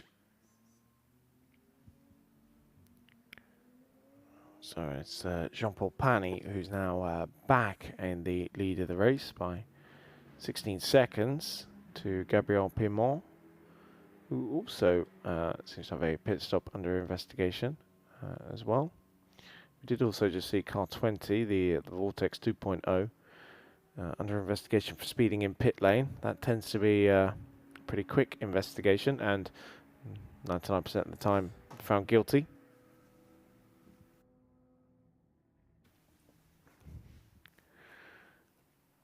So Gabriel Pimont in the lead in Porsche Cup as well. In second position overall, Miro Konopka third as it stands with Olivier Favre and Cesar van der Westen now at the wheel of the number 14 to be Autosport Porsche. And Olivier Gomez sixth, Gabriel Pimont now in pit lane. Just caught the end, the tyres locking up right at the end of his braking phase there, getting it into the box, but a driver change happening there, so Gabriel Pimont getting out of the car.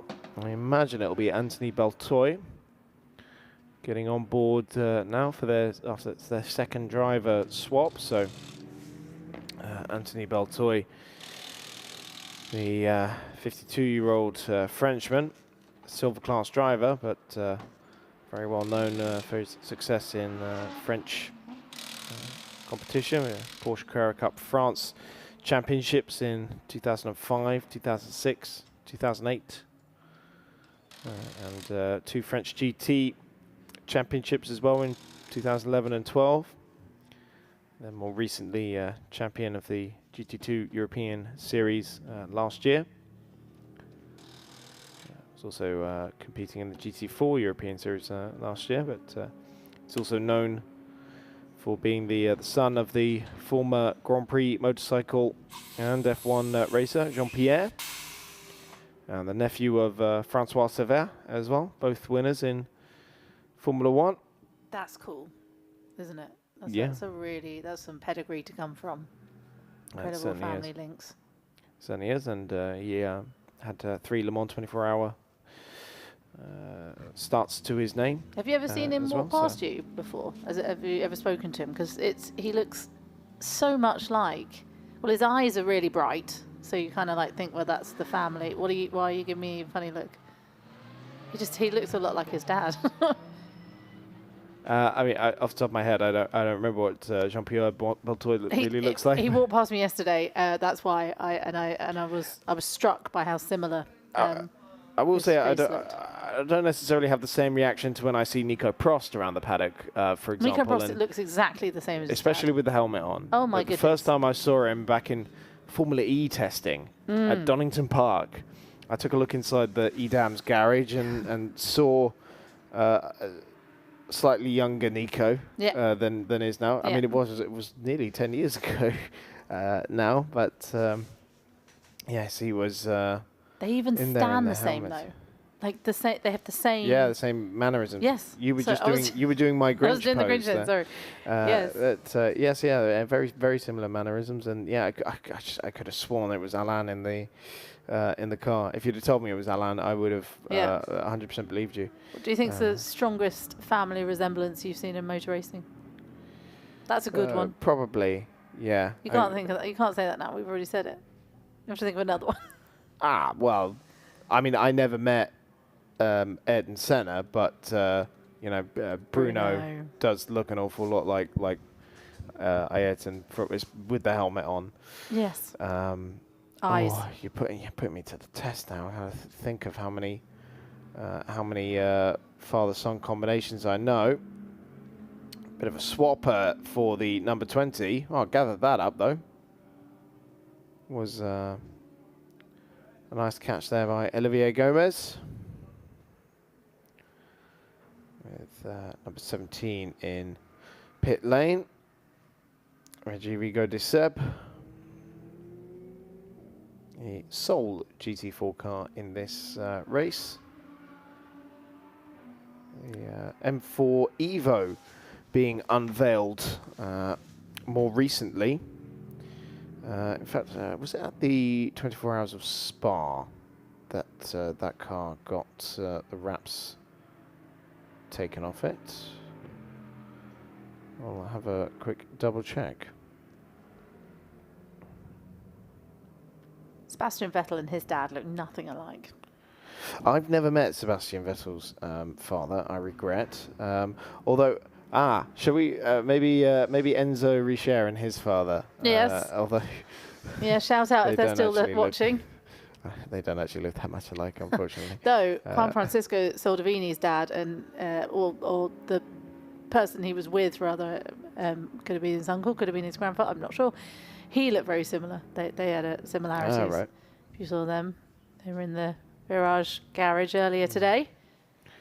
I will say Carl and Caesar look very much alike. Well, yeah, they do. Brothers. I mean, you could convince me that they were twins, actually. Yeah, very similar looking.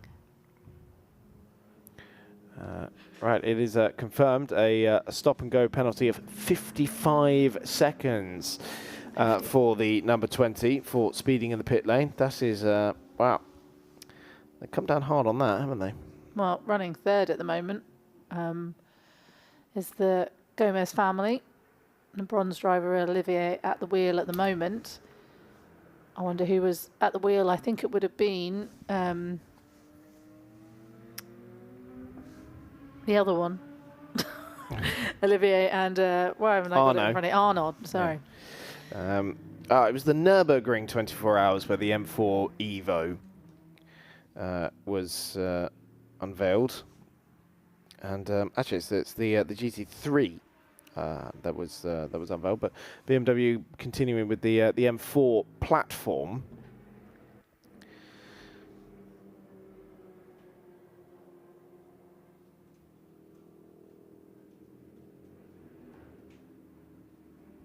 It was the GT4 as well. They did both. Excuse me. I was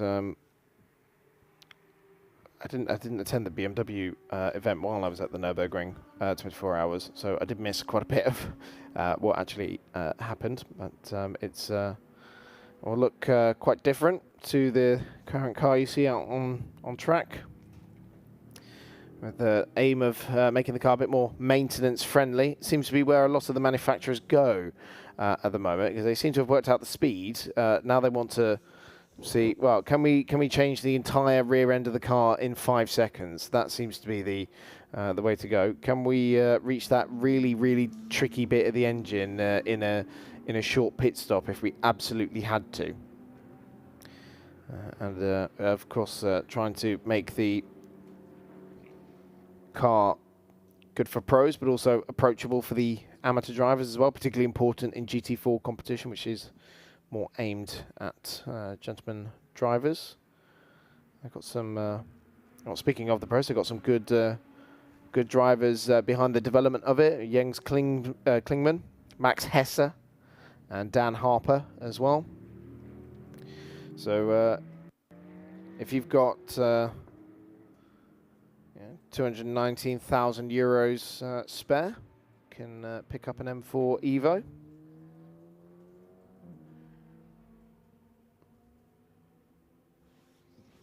GT4 specifically. If they were selling a GT3, if they were selling a GT3 car at that price, I think we'd all be jumping on it.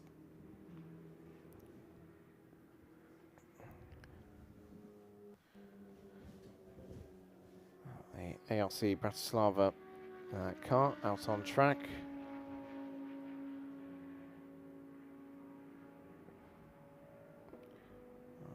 This Lamborghini Huracan, I believe the original Huracan that came out in 2021, if memory serves correctly, rather than the Evo 2.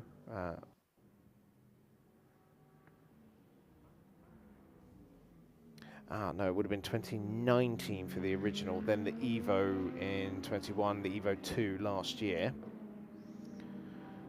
There's a question mark about what the future of Lamborghini's GT3 program is going to look like and what it's going to be based on, because the Huracan has provided a very good platform for their GT3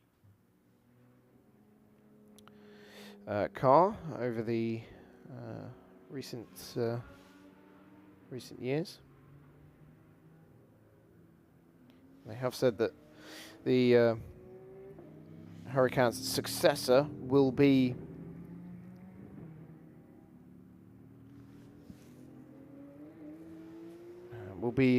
launched in 2026, or will start competing in 2026 with their Super Trofeo version of their car available from the following year.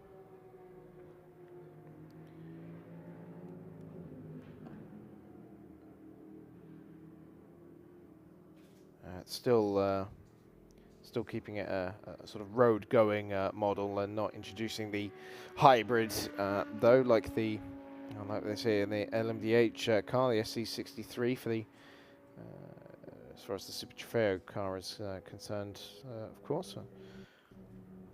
But yeah, we wonder what basis the new GT3 car might be on. There's a lot of speculation about the Mercedes as well, because we saw Amaury Bonduelle in the Ultimate GT Sprint Cup yesterday racing the Mercedes AMG GT3.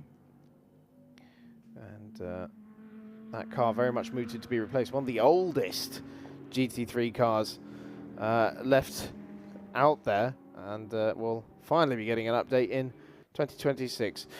Alexandre has got news in the pit lane for us. Let's go to him.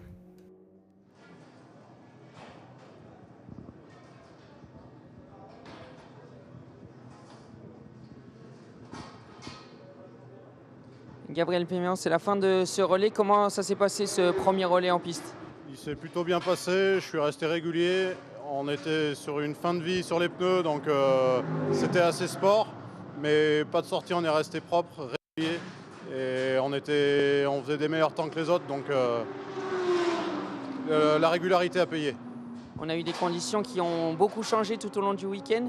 Là, celles-là, elles sont comment pour les pneus notamment? Ça a beaucoup dégradé en proto ce matin. Est-ce que c'est aussi le cas pour la Porsche? On a eu une grosse dégradation sur la fin du deuxième relais. Donc je pense qu'on a un bon setup. On a, à mi-relais du deuxième, on a commencé à vraiment perdre l'arrière. Et au dernier quart, on a perdu l'avant. Donc je pense qu'on est sur un bon équilibre. Et il reste encore 3 heures de course. Et maintenant, c'est à Anthony Beltoise qui est actuellement en piste de faire le boulot. Là, je pense qu'il va nous faire quelque chose. Il est parti en balle neuve et énervé jusqu'au bout, donc ça va le faire. Merci Gabriel. Merci.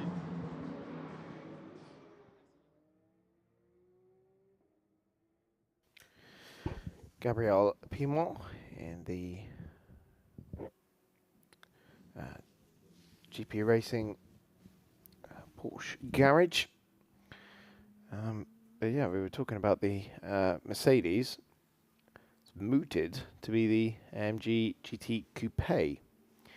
And much like the GT4 car that they run, moving to a smaller twin-turbo V8 engine rather than the hunk of a naturally aspirated V8 monster that they currently use in the GT3 car, which incidentally was never actually used in its road counterpart, which does utilize the smaller twin-turbo V8 engine, also bi-turbo as the manufacturers like to call it.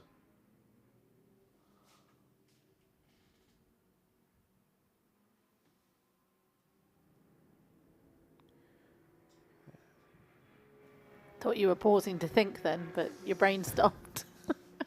I was waiting to jump in and you finished your sentence, but that was it. I was waiting. Yeah. I can't wait to go to Mugello next.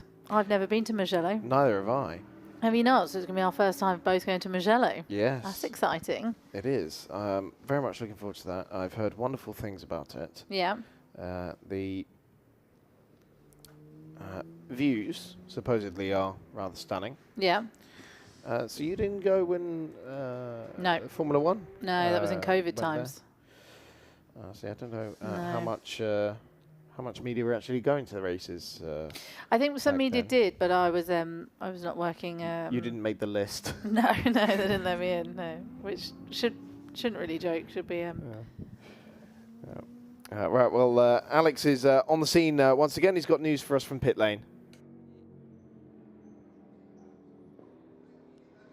Alors, bon.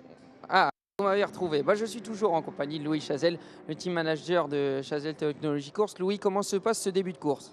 Eh bien, tout va bien, nos deux voitures sont dans une belle bagarre ensemble, elles sont à moins d'une minute, donc c'est une course d'endurance, donc on essaie d'optimiser les arrêts, optimiser les stints de chacun de nos pilotes, donc pour l'instant le plan se déroule pas mal pour les deux, donc une belle bagarre en piste et tout va bien pour le moment. Vous avez perdu une voiture hier en essai libre, la déception elle n'a pas été trop dure à gérer pour vos pilotes? Malheureusement oui. 93 n'a pas pu prendre le départ aujourd'hui, elle a été victime hier sous la pluie d'un assez gros accident. Donc voilà, les pilotes sont évidemment un peu déçus, mais on les retrouvera vite au Mugello pour la fin de saison. Donc voilà, c'est partie remise, malheureusement pas au départ ce week-end à Hockenheim, mais de retour des Mugello pour la fin du championnat. On nous a parlé dans plusieurs équipes du plateau de la dégradation aujourd'hui qui est la plus forte au niveau des pneumatiques depuis le début du week-end. C'est aussi le cas pour vous sur vos Alpines? Exactement, oui. On a une assez grosse dégradation et une chauffe des pneus qui est assez importante. Mais voilà, faut le gérer, que les pilotes le gèrent. On essaye de le gérer avec nos pressions de pneus. Ça devrait le faire, mais c'est sûr que c'est un peu déroutant parce qu'on a eu des conditions plutôt humides et froides depuis le début du week-end. Donc voilà, faut adapter la stratégie. Les ingénieurs sont au travail, ça va le faire. Voilà. Écoutez, merci beaucoup Louis. On va suivre cette course avec vous. On reviendra peut-être voir l'un de vos pilotes un petit peu plus tard. Avec grand plaisir et voilà, il nous reste encore plus de 2 heures de course, donc rien n'est joué. Pour l'instant, la numéro 19 est devant la 110 pour une 50 de seconde, donc une belle bagarre à suivre tout le long de la course. Eh bien, merci Louis Chazelle, à plus tard.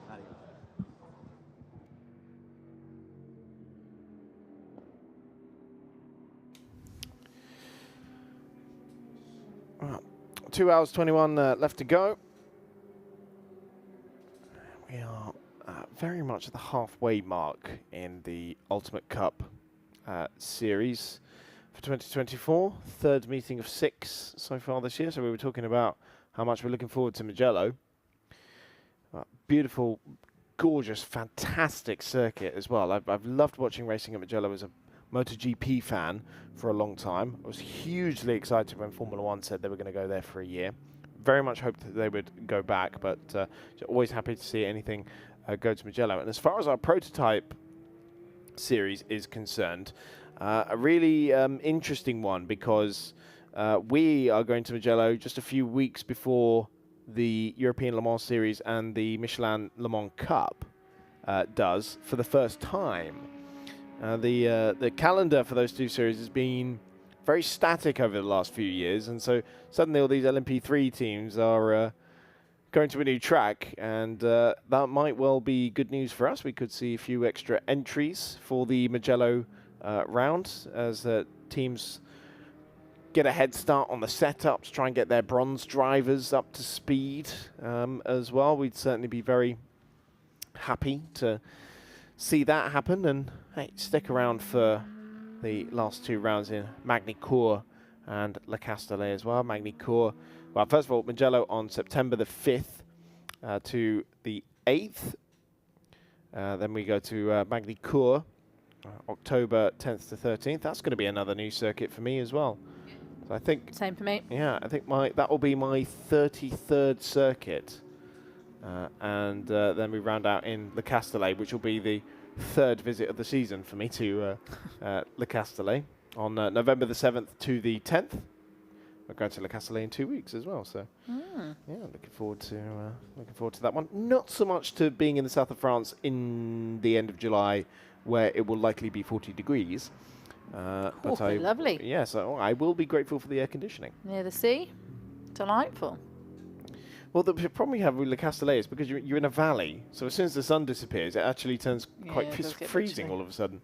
It's a bit chilly. But yeah, you sort of shrugged when I said it was my 33rd circuit. Because I don't like counting. Do you not keep count? I don't count anything. You didn't read A. Van der Bee's fantastic article when he had his 100th circuit? He entered his first race? No. Oh, wow. No, in Formula One, there's a lot of people that count their races, and there are some people that have been going to every single race since I was born. And no, I don't count. Counting races is one thing. But I don't know, counting tracks, you know, look, slightly easier to keep track of. It's not a negative. It's just not something I do. In fairness, I did Formula E for a while, which is kind of cheating, really, because they went to different tracks you just all the time. and also some of them were just street circuits. So technically, you just went to some most streets. of them were exactly. street circuits, yeah, but hey, they count.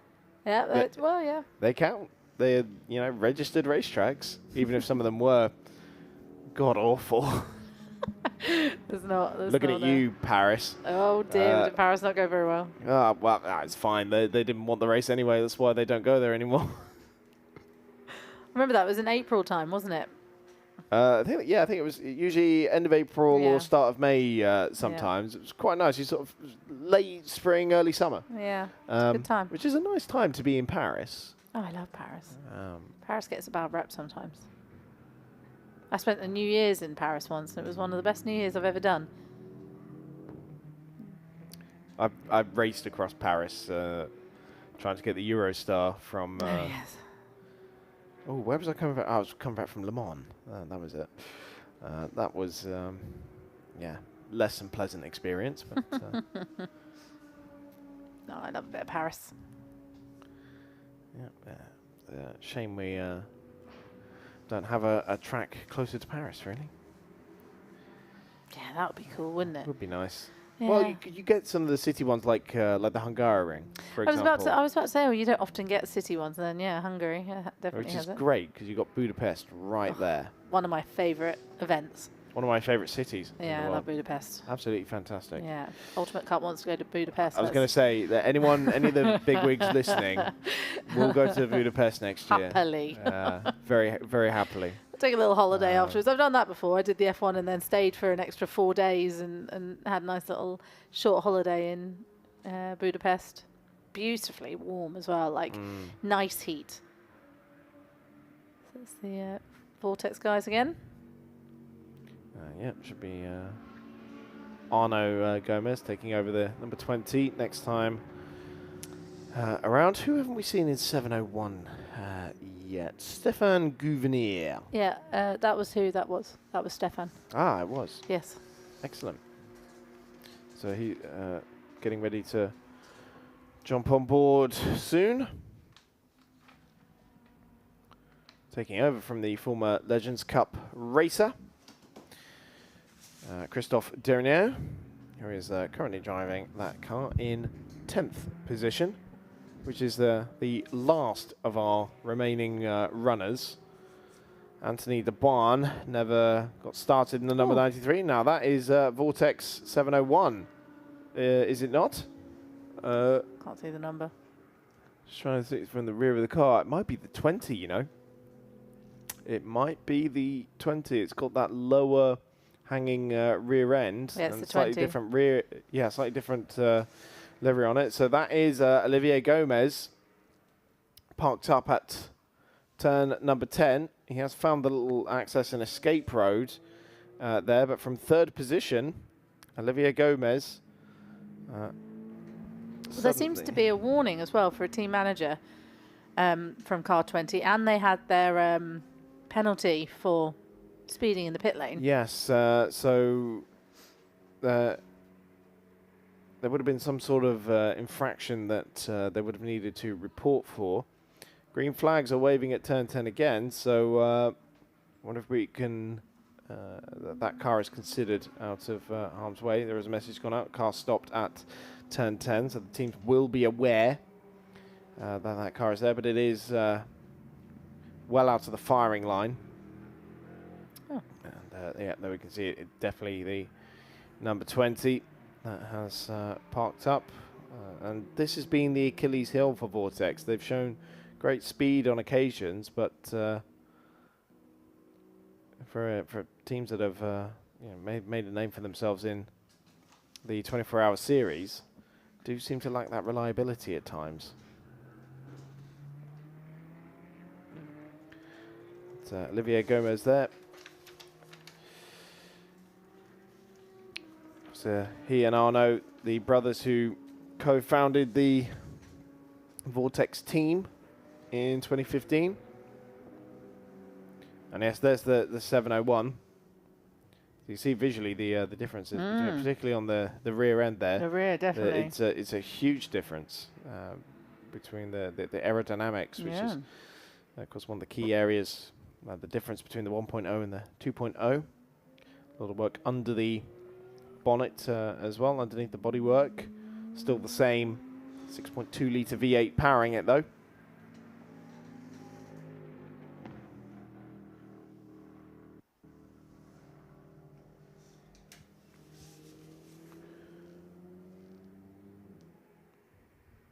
It's getting warmer out there. You can see the heat rising. Yes, I think some of the teams were talking about that in the prototype race, weren't they? About started to chew the tyres, and lots of tyre deck talk within the first race. Very much a rear limited circuit as well, where it's all about traction zones. Particularly through here, where you're putting the power down and turning the car at the same time. So, I imagine the rear tyres are going through quite a bit of stress in this race. Bumpy as well. See how bumpy it is down the straight. Down the... we're going towards... just on the way into the stadium section, yes, that was. Sorry, so I've got Sachs curve here. Disoriented for a second then. But yeah, look, you can see how bumpy it is even there into the final few corners before the start-finish straight. They were saying, we were talking quite a lot about the surfacing. Was it with... is it James Wilson we were speaking to about the circuit from Prototype? I think it was actually, yes. Yeah, and he was mentioning how it felt like 4 different tracks, because in some parts it was quite bumpy, in other parts, and he was also saying, wasn't he, if there was a part that looked like it should be smooth, it's actually just more slippery. Well, particularly the conditions they were facing yesterday, that these guys were qualifying in as well, with just extreme wet. And you look at some of the newer bits of tarmac that are sort of dotted around the circuit, and you think, oh, it might have good grip, and then suddenly it's like an ice rink. Not quite to the same extent as the drag strip on the left-hand side as you go through the last couple of corners, but still very slippery, as you would expect.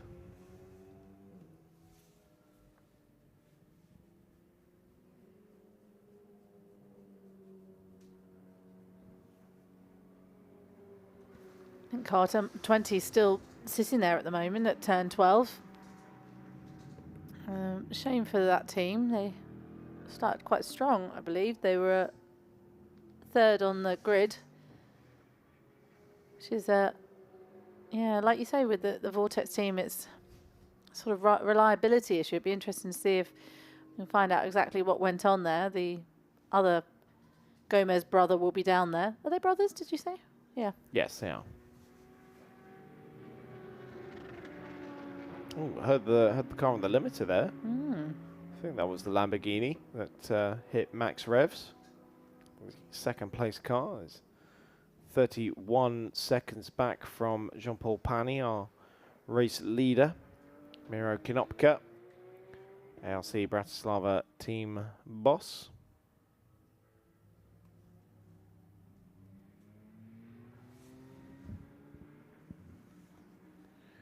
And lapping significantly quicker. I think one of the fastest cars on track at the moment is Miro Kinopka.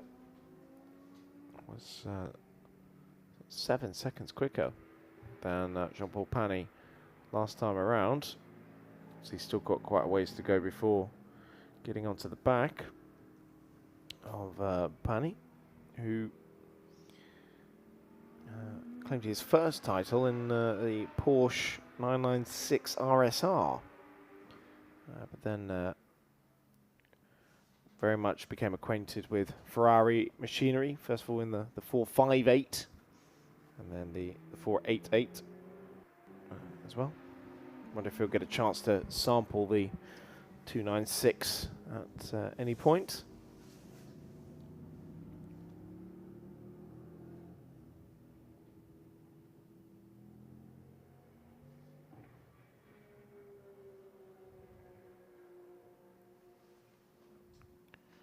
It's nice to see that it's quite a family affair here, isn't it? We saw one of the little kids playing in the garage earlier, and lots of brothers and family members on the track. It reminds me of going back racing when I was younger with my dad, who was a motorsport doctor, and we used to go to the pits and things like that, and it'd always be a family affair. You'd always see everyone, you know, making breakfast for each other in the morning in the motorhomes, and the smell of bacon all, you know, all through the camp. It was always a lovely affair. That's very true. It reminds me a lot of club racing back in the UK, when you would just get people together. You were competitors, sure, but just a lot of camaraderie around the paddock, and you know, if somebody needed a tool that they didn't have, then there'd always be somebody there willing to lend you one. And yeah, like you said, they're making food for each other, looking after each other's families. Something I've very much enjoyed over the last few years. Saturday night barbecues all together. Yeah. Get to know everyone, and the marshals would always come down as well and come and join. We used to do it at Folkestone at Goodwood Festival Speed as well. And the marshals used to camp with the medical team, and it was lovely. It was next weekend, of course. Of course it is. Festival of Speed. I must, yeah. I'm not going this year. No, neither am I, sadly. I haven't been for a couple of years, actually. No, me neither, but I was hoping to go, and then I've somehow picked that one weekend as a holiday for for this year. Everyone needs a holiday. I've taken holiday and gone to Goodwood, so. It's true. I used to do the same. Yeah. Before this became my job. Yeah. Cesar van der Westen here, currently third and leader in the Porsche Cup category. Anthony Beltoy reeling him in. Was 2 seconds faster on that previous lap. 13.8 seconds is van der Westen's advantage. Roman Fav closing in as well, but a little bit further back from the class leader.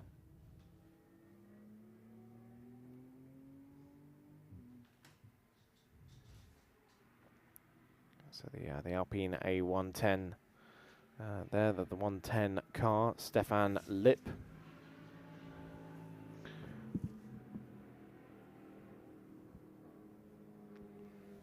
We were talking earlier about the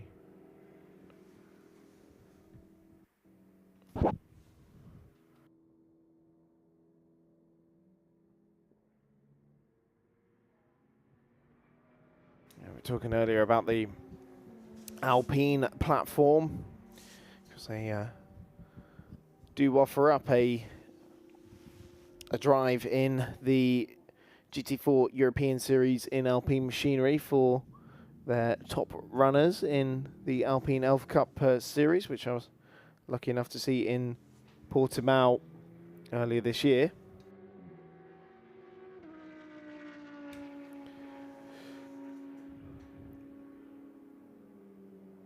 So Reggie Rigo de Seb back into pit lane, but out of the car now. So Daniel Wazinski getting back in. Thumbs up from Daniel.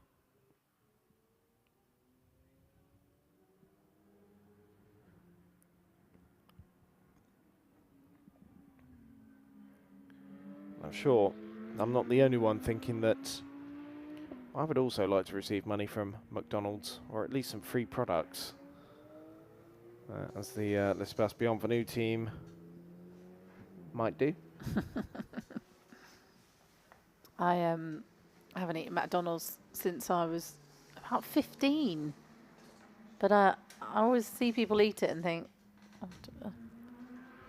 oh, it is awful. Don't get me wrong. It's okay. Well, they're not going to give me money now, are they? No, not it's you've ruined it. It is more just something I eat a night like tonight, for example, when we'll be landing in Heathrow quite late tonight. By the time I get home, and I might just get on the Uber Eats app and order something cheap, dirty, and greasy. Maybe Uber Eats can give me money instead of McDonald's.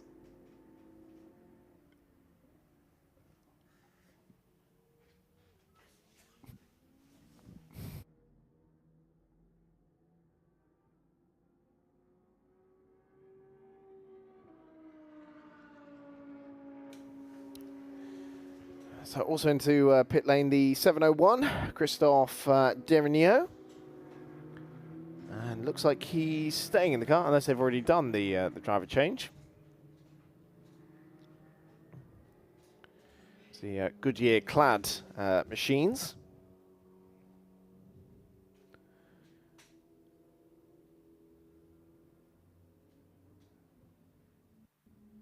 Goodyear being the provider for both the GT Series, the Ultimate GT Sprint Cup and the Ultimate GT Endurance Cup.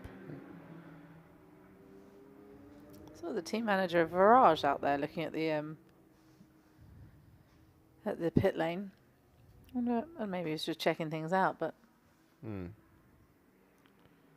don't often see him come away from his little screens and his except if something's up. Yeah.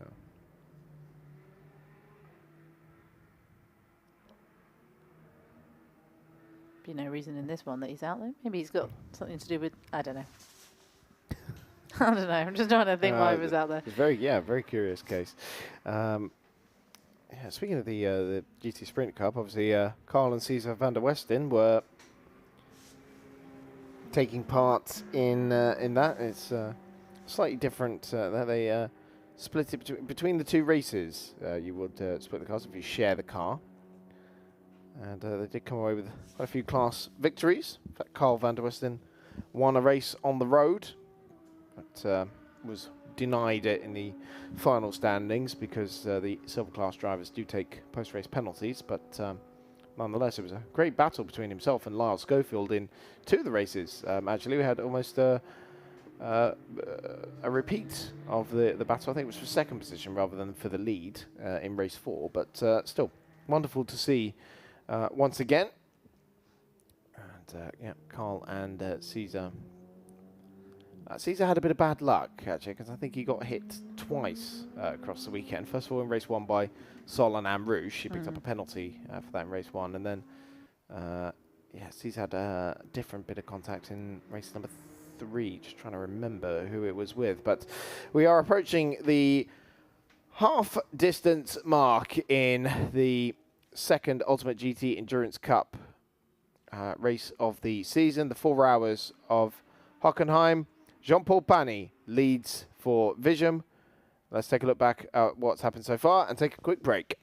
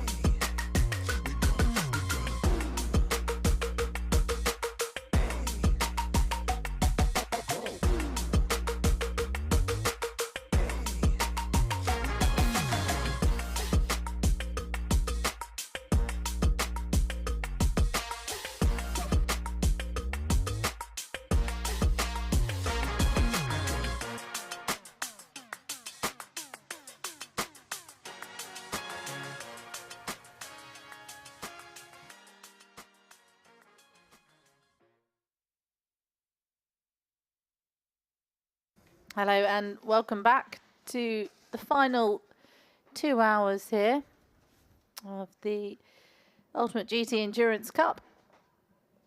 And the sun is still shining here in Hockenheim. And it is still Jean-Paul Pagnay who is leading the way in the number 1 car. And as you just saw in the highlights, it's been a busy race so far. We've lost car 20, unfortunately, as well as car 74 and car 93 as well. So a couple of cars already missing from our lineup now, as we follow the car number 77 at the moment, who is leading the way because Jean-Paul Pagnay has come in for a pit stop. So once we get to see if we've got a driver swap or maybe just coming in for refueling, we will find out shortly. 1:56 then left on the clock of this 4-hour race. Of course, next up we go to Mugello in the Ultimate Cup in a couple of months' time, before we head to Magny-Cours in October, beginning of October, 10th to the 13th, and then we head to Paul Ricard. We opened the championship at Paul Ricard and we finished the championship at Paul Ricard on the 7th to the 10th of November.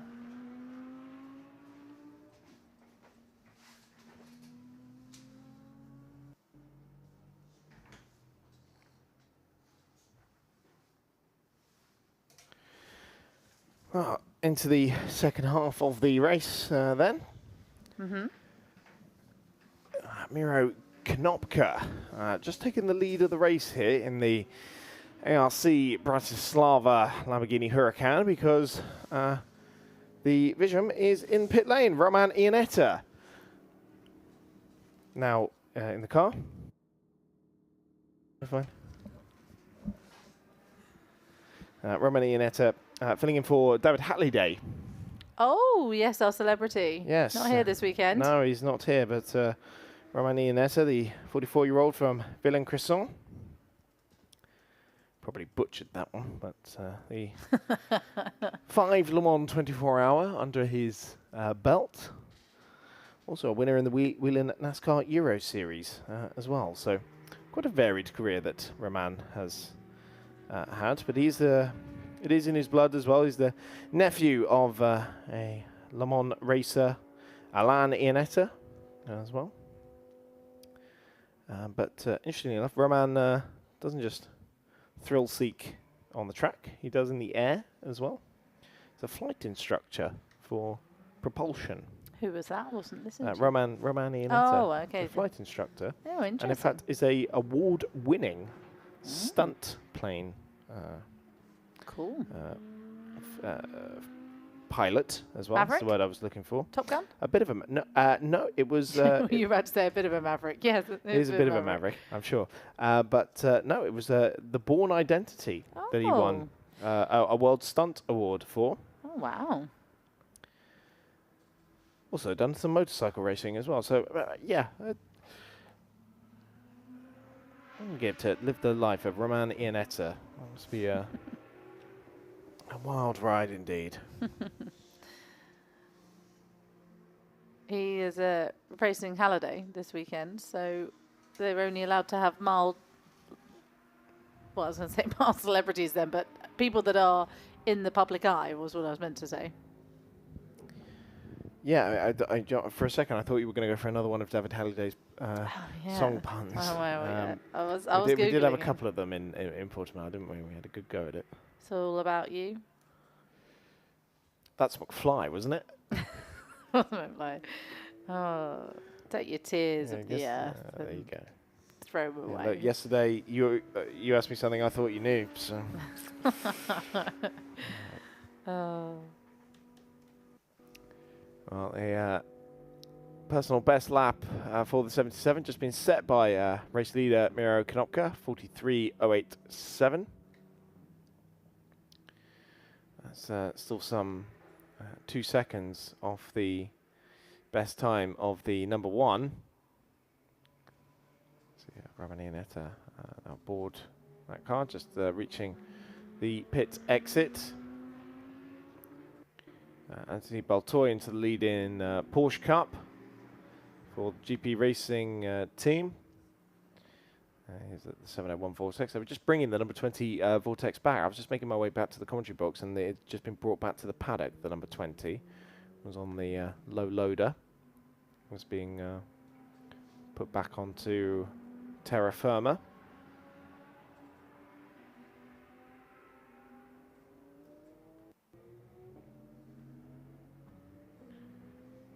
Oh, Stefan getting a little artistic there with his shot. Enjoyed that. That's what brake discs see. It's the life of a brake disc there, just constantly looking at that. All right, well, Konopka now into pit lane as well, so his lead short-lived. Coming in for the second of his mandatory pit stops. And there he is, into the car.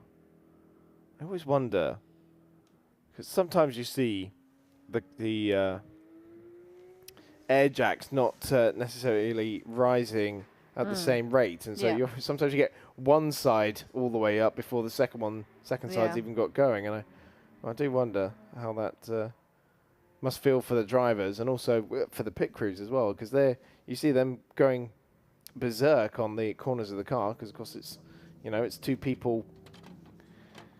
For the tyre change, they run around, get them changed as quickly as possible. I will say there's nothing more dynamic. Maybe in more in the prototype racing, at slightly higher level where they get refueling in the pit lane. But there's nothing I quite enjoy more than watching a endurance racing pit stop and watching 12 people go berserk on a car for 35 seconds or so with the fuel hose going in, the tyres being changed, the driver swap happening, guy jumping on the front of the car to clean the screen. The jumping on the car is so athletic. It's very dramatic, isn't it? It's unbelievably athletic. It's a bit extra, I find. I love it. But it does look great. Absolutely, it's so dramatic. They're just like done, on, and then start doing that. It doesn't really work on radio, but they're starting to clean the windscreen, and it's honestly, it's a yoga move. I can't remember who it was, but it was one of the windscreen cleaners in the prototype pit stop. He was spraying the stuff, and barely anything was coming out of it. And I thought to myself, oh no, how awful is that? You realise you picked up the empty can you of have to climb spray back off cleaner. it. You probably have to like jump off it again, then aggressively jump back on. I think he just made do. Just made do. He's like, I've got a bit of it out. I'm just going to make it work. Spit on it. On the screen. You've been watching too much TikTok. I don't watch any TikTok. You famously know this. I don't watch any. I'm an Instagram Reels girl, and I'll stick with it. Well, Instagram Reels is just TikTok, but 2 weeks behind. So 2 months behind. Honestly, it is. It's way behind, and I love it. Everyone's always like, "Are you seeing that new trend?" I'm like, "I'll see it in 2 months' time. Don't worry." I know I wanted to make a Hock Tour joke about. Oh, I've only just picked up that one. That was literally a couple of days ago. I saw that on my Instagram. There you go. I've been seeing it for the last 2 weeks. Well, there's. maybe it's so old. Even I've made a TikTok with that.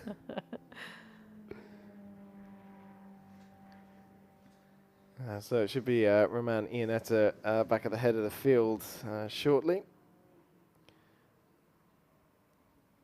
We see the A110. And we do get Ligier's also eligible in the same category as the A110. But we had a Ligier out in the GT Sprint race, whereas the Alpines being more favoured for the Endurance Cup. So second time this season. We saw them out in Portimao, the Giselle Technology course. We're bringing a few cars to field some gentleman drivers.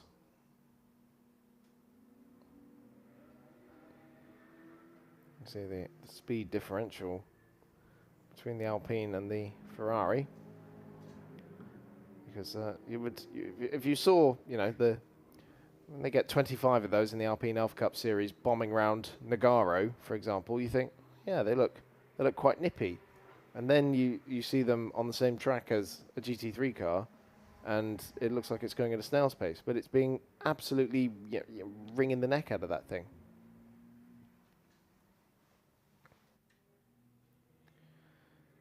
We were talking about earlier, Alpine providing the ladder, the first rungs of on the ladder for a way into GT competition. In fact, we were talking about the VPS team, weren't we, earlier? The Vaxivière and Panis team. They race in the Alpine Alpha Cup series as well. One of their former drivers taking part in the prototype race earlier on as well.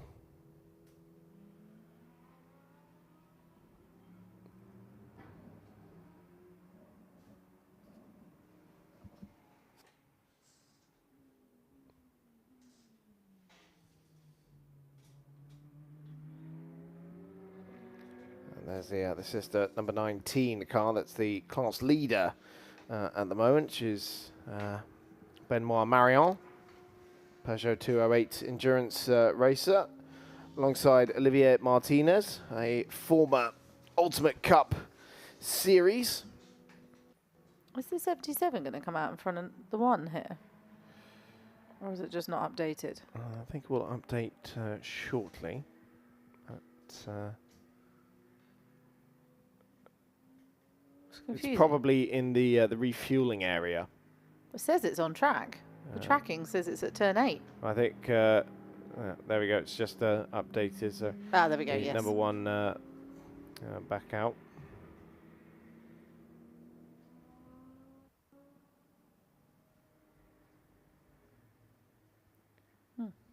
So and fastest middle sector to boot as well for Roman Iannetta. Lapping in the low 141s at the moment. But just talking about that number 19 car, it's former Peugeot 208 endurance drivers alongside the rally driver, Julien Bouni. Another all-bronze lineup in that car, which is more common in the Ultimate GT Endurance Cup compared to the European Endurance Prototype Cup. That was an all-silver pairing that won from CD Sports earlier today, which was a surprise because they are heavily handicapped in the pit stops. So, yeah, still a surprise to see those teams making their way up the order. But a lot more amateur friendly is the GT Endurance Cup. You would have a lot more of the AM category as well, which is more sort of drivers who haven't got an FIA grading, because obviously bronze is a sort of official FIA grading, whereas if you don't have one yet, then you're classed as an AM. What we call an AM anyway. Obviously, bronze is an amateur driver, but it's like just a term we use to determine the difference between a graded driver and an ungraded driver. Loic Thiers just come out of pit lane and is still leading the Porsche Cup category in third position overall in the GP Racing Team Porsche.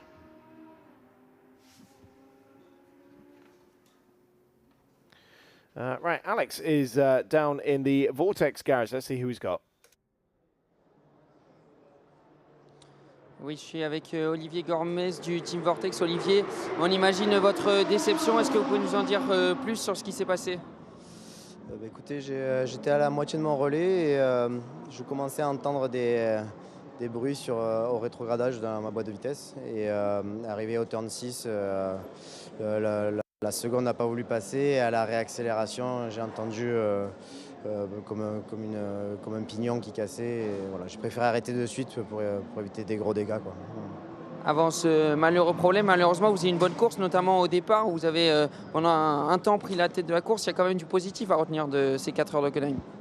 Ah oui, il y a du positif, surtout que, bon, peut-être ça ne se voit pas dans la réalisation, mais nous, l'idée, c'était de ne pas suivre les premiers et de rester sur une map éco, et dans le but de faire que 2 arrêts essence. Donc c'est pour ça qu'on s'était calé sur un rythme qui était à 4 secondes des premiers. On arrivait à consommer que 2,7 litres, 2,5 litres au tour, et ça marchait dans notre stratégie. En théorie, sur la fin, on aurait pu repasser en tête. Malheureusement, pour cette fois-ci, ça ne marchera pas. On sait que pour cette fin de saison, vous serez de retour. Vous avez signé la pole à Portimao en trophée au GTE, on le rappelle. La prochaine étape, c'est la victoire. Oui, tout à fait. Mugello, on sait que c'est un circuit qui est fait pour notre voiture, notre type de voiture. Donc j'espère que tous ces changements de cap, etc., c'est assez particulier comme circuit. Et on devrait normalement mieux s'en sortir qu'ici. Mais écoutez, on suivra ça, et vous et tout le Team Vortex. Merci Olivier pour ces précisions.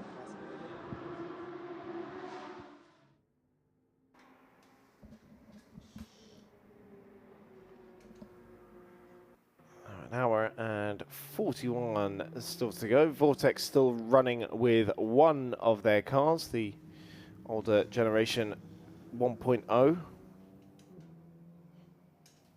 Stéphane Ortelli driving that car at the moment in 9th position. That is, last of the remaining runners. So far we lost Anthony de Barn, who never got going,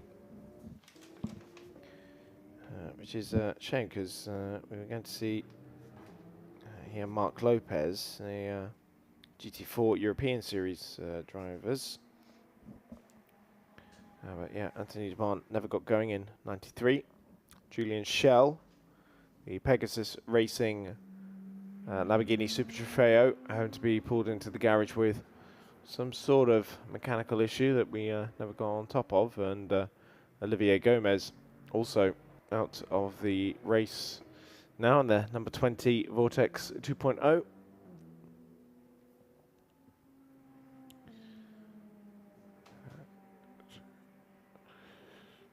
And Alex is a busy bee down in pit lane. He's now down at the 2B Autosport garage.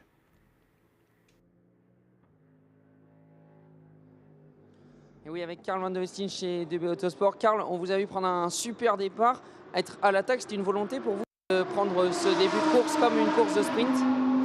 Bah ouais, on a réglé la voiture différemment par rapport aux courses de sprint d'hier. Donc je voulais absolument voir si les réglages allaient payer ou pas. Le premier relais s'est hyper bien passé. On est parti dans la bonne direction avec nos réglages. Après, ouais, avec l'usure des pneus, ça commence à glisser énormément. Je pense qu'on est tous dans la même situation, donc non, c'était un bon premier relais, je suis content. On a eu des conditions changeantes tout le week-end. Quel conseil vous avez donné à César, votre petit frère, lorsqu'il a pris votre place dans la voiture? Aujourd'hui? Oui, maintenant. Vas-y à fond, éclate-toi. Et puis voilà, fais pas d'erreur, c'est une endurance, donc il faut rester sur la piste et être constant. Vous m'aviez dit à la fin du week-end du Castellet, après avoir enchaîné le sprint et l'endurance, que vous étiez fatigué. Là, le corps, il tient bien pour le moment? Là, ça tient, mais en même temps, on a divisé les sprints par 2, donc ça aide. On est moins fatigué. La fin de course, vous allez reprendre la voiture. Dans combien de temps à peu près? Vous pouvez nous donner l'indication? Je pense que c'est dans 30 minutes. Je reprends pour un relais, et c'est le dernier relais sera pour César. Eh ben, très bien, merci Karl, on va suivre ça avec attention et puis on verra où est-ce que vous finissez la course en catégorie Porsche Cup. On va voir ça.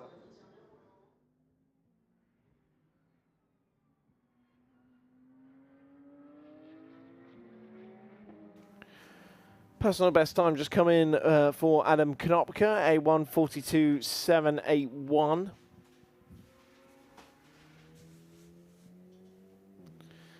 The sun back on board the 77 ALC Bratislava Lamborghini Huracan. Cesar van der Westen here, pulling away from Jan Penlu behind him, and pretty much matching the speed of Loic Thiers in the class lead. Started that car, did Loic.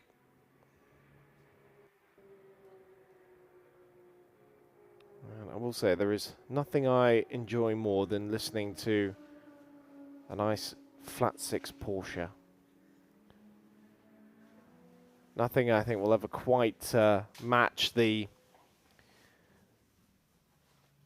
ferocity of the RSR 17. That was, I think, general consensus is that's probably the best sounding car Le Mans has had in the last 20 years or so. This century, anyway. Some would say the Mazda with the Wankel engine, but I would still argue the RSR.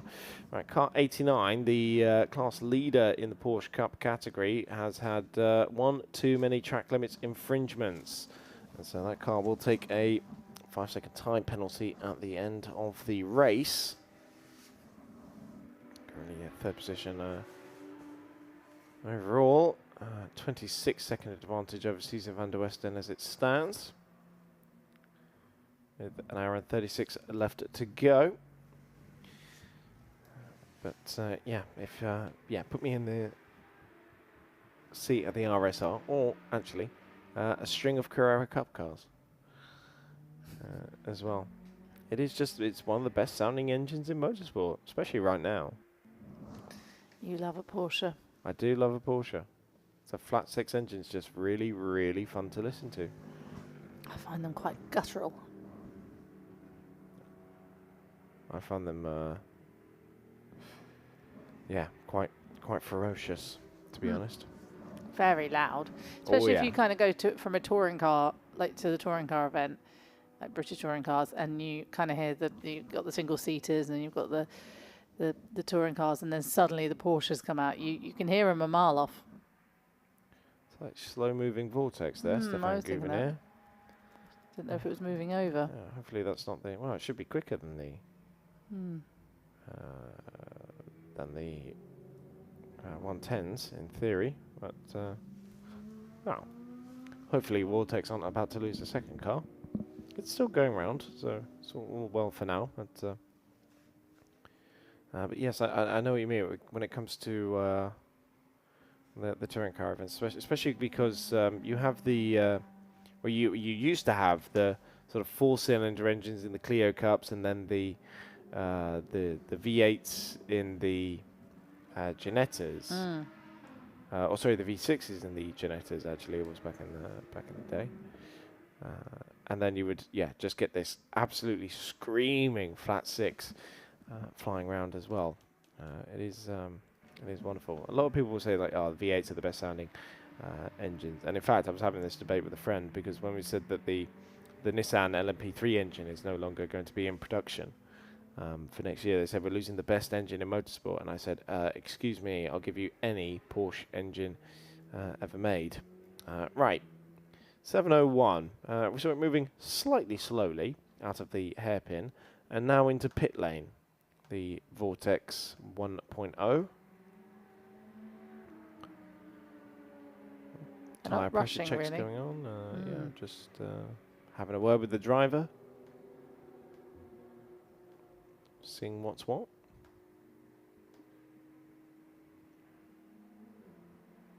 Nothing glaringly obviously wrong with the car.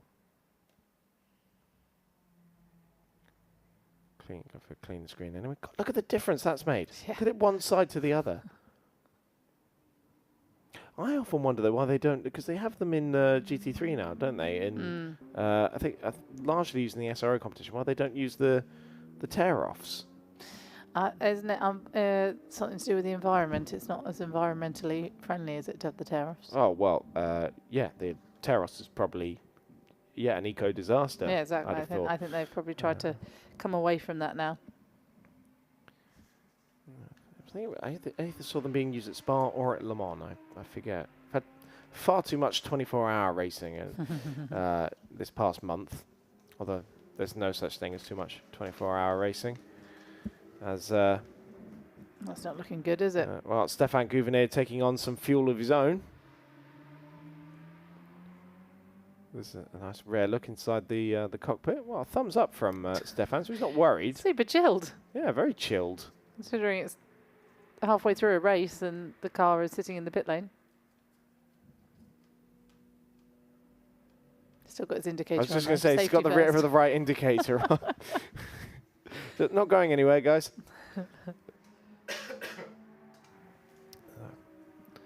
Right, hopefully we'll see Stéphane back out on track. Just it hasn't got like a stupidly long minimum pit stop time. No, it doesn't. 90 seconds. It's pretty standard.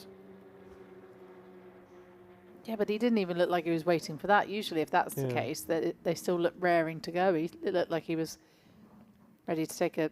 Well, Stéphane wouldn't be able to get that shot, that's for sure. If that car was about to leave, they'd be telling him to get right out of the way. Yeah. Yeah, that's true. So we've got two Stéphane. So, yes, Stéphane, our camera person.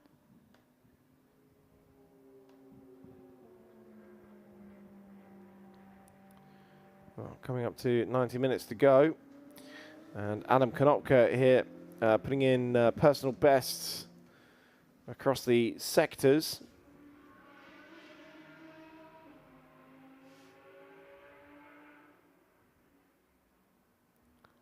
Lapping in the mid-43s at the moment. See what time this is as he goes across the line. It's personal best, a 1:42.1. Personal best in the second and third sector there for Adam Konopka. So it was supposed to be Zeno Mikolasco, a fellow Slovakian racer, but he had to withdraw from the event, and he was a very experienced GT racer, having started initially with running Ferrari in FIA GT3, And then when he joined the ARC Bratislava team in 2012 for the Blancpain Endurance Series, it was in a Porsche. And then also Porsche Cup in the 24-hour series. Even raced SEAT Cup as well in 2016. And has become more familiar with Lamborghini machinery since 2018, running in the GT Open, scoring podiums there.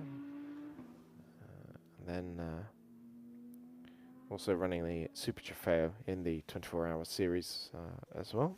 So a shame that Zeno couldn't be with us for this weekend.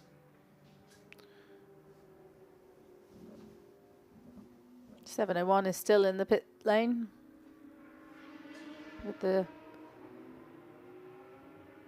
issues that Vortex have had. It looks like they're continuing. They're still, we've got a little screen of what our cameraman is looking at, and you can still see they're sort of still working on the car and seeing things, but just gone up on its jags, hasn't yeah. it? Meanwhile, listening to cars roar by. Must just feel like an absolute eternity inside that car. Yes. Was that a David Hallyday? Okay. No. That's So the shot we were seeing. Yeah, just taking a very long time to get that car back out on track. I don't know what you're doing, but you've lost me. Back on track. Anyway. Right. In the meantime, we look at the BMW.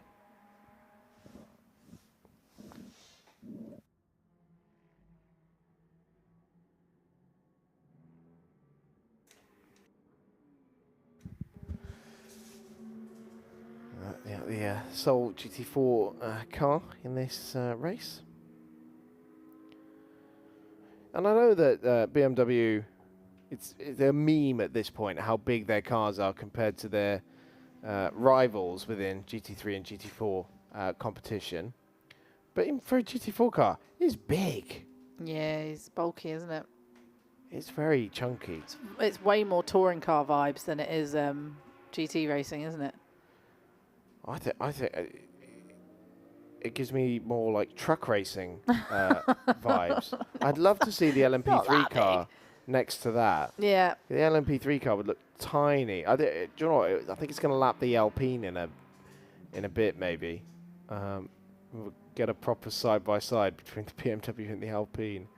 And the Alpine is just going to look like a gnat flying by the windscreen of the big old grill BMW. as well. Yeah.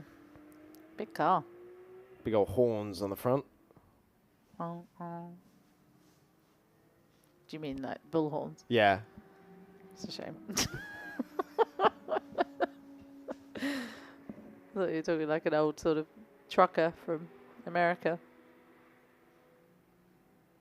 Do you do that when you see yes. When you see an Eddie Stobart lorry? Do you get them to? I do it for them, so like I just did then. They don't need to do it because I'm excellent at making a horn sound.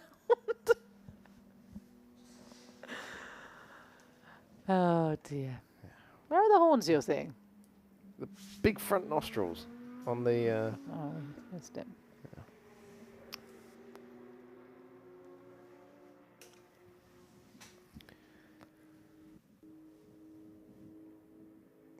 The Nord curb there. Turn 1, probably one of the best first corners in the world, I'd say. One has memories of Felipe Massa rolling over there back in 2014 at the start of the Grand Prix. And of course, Michael Schumacher flying over the roof of someone. Might have been Ralph, actually. Back in the early 2000s. Alex is back in pit lane. He's at the GP Racing team. Anthony, Gabriel, j'ai lu tout à l'heure, il m'a dit que vous étiez parti énervé en piste. Comment ça s'est passé ce relais? Énervé non, mais le couteau entre les dents, c'est sûr. parce qu'on a pris une petite pénalité, on est sorti 3 dixièmes trop tôt, c'est notre test logique qui a un peu déconné, il était mal calibré. Donc du coup, voilà, il fallait essayer de rattraper le retard en piste, c'est pas évident, mais je suis super content de Gab et de Loïc, on fait un super relais. Le team GP Racing a fait vraiment une voiture de rêve, on est très très content. Vous êtes actuellement en tête de la catégorie Porsche Cup. Comment vous voyez cette fin de course? Déjà éviter de faire des bêtises, parce que c'est vrai que rouler en vieux pneus ici au Hockenheim, le deuxième relais avec les pneus est très très compliqué, la voiture glisse énormément, c'est très difficile à rester sur la piste. Donc notre but c'est de rester sur la piste. Et d'aller chercher une première victoire cette saison? On aimerait bien. On va suivre ça d'ici la fin de la course. Merci Anthony pour cette réaction. On vous souhaite une bonne fin de course.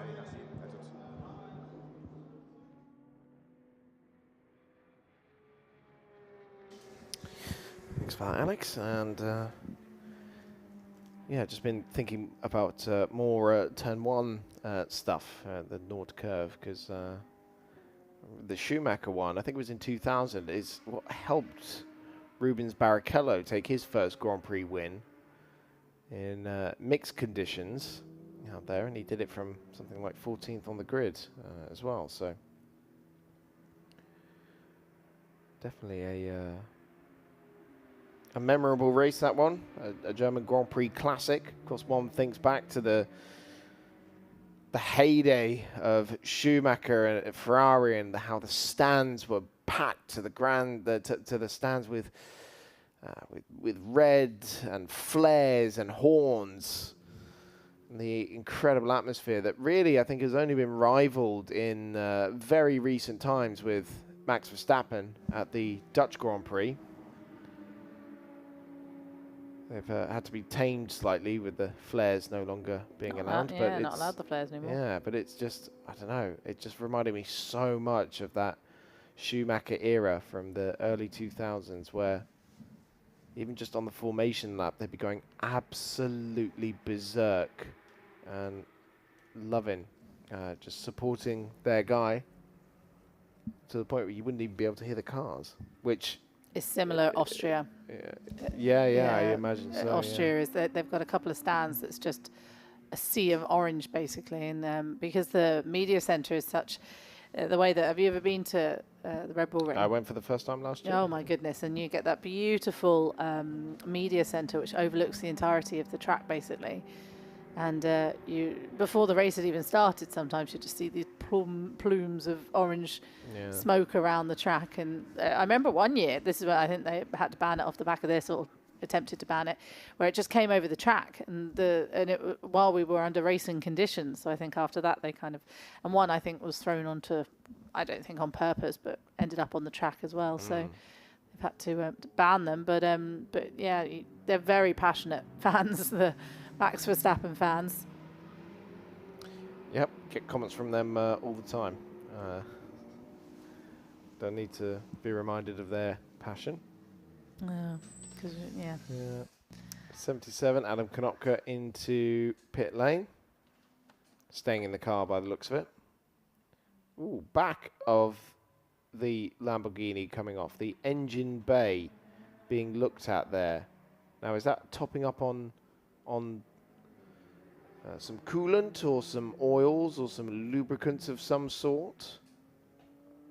Lots of drink stops at the moment, isn't there? You would hope it's a Kennel product, being an official partner of the Ultimate Cup Series. I didn't quite see what was going in to the. I didn't. That thing there, but I think they don't seem to have lost any time with that. They've been able to do it underneath the minimum pit stop time, so you can do it. Might as well do it. I was hearing a story as well. The closest finish at the Rolex 24 Hours of Daytona. Stick with me. I'm going somewhere with this. The car that won had a water leak, and so in the pit stop, one of the mechanics had sort of engineered a sort of zip tie water bottled refiller. So he would the car would come in as Konopka heads out. But the car would come in, he'd zip tie it onto the car, do his normal job on the pit stop, and then yank it off when it was done, and the water would spurt everywhere, of course, because it was still unloading, but was very much a key part in helping that car win the race by around a second. It was the closest finish in Daytona history.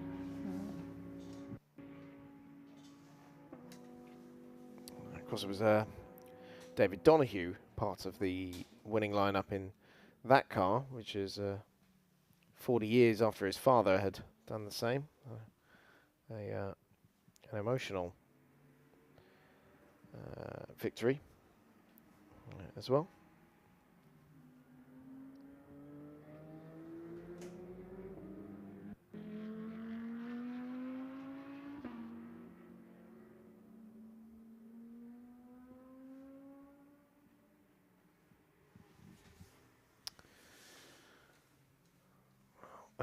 Jan Penlu just into pit lane from 5th position.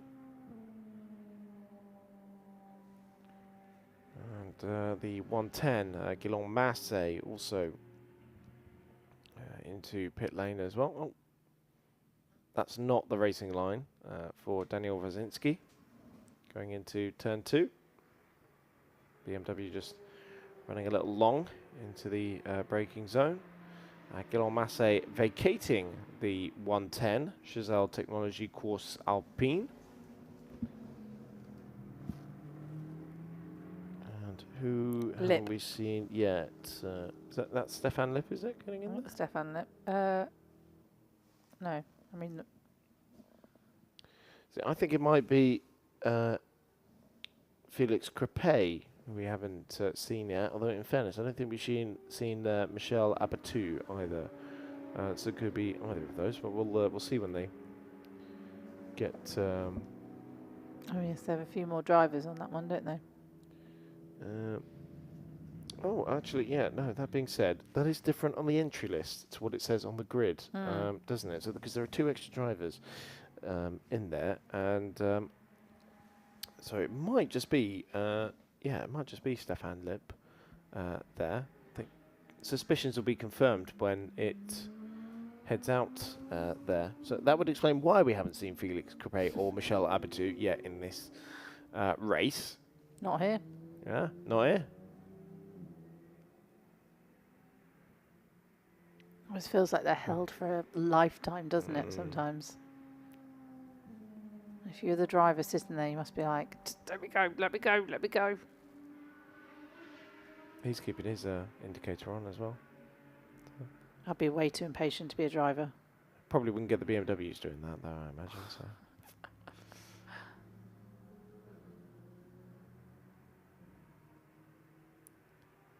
I do love the mix of colours you get with the Chazelle Technology cars. You get some teams who, they want to put their colours on the car, and you get very little customization between the cars, and then it makes it rough for people like us to try and tell them apart from a distance, for example.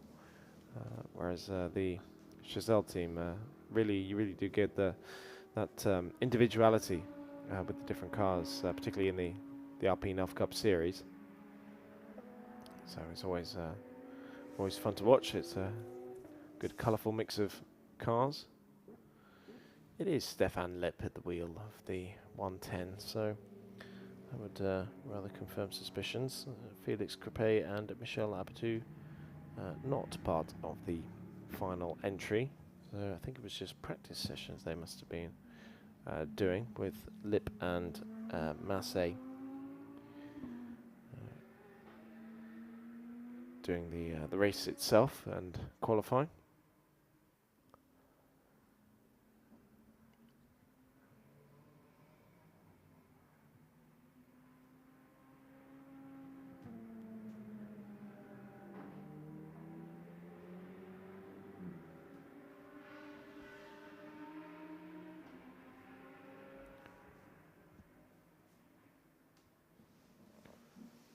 Other cars in pit lane, the 2B Autosport cars, Cesar van der Westen and Olivier Favre.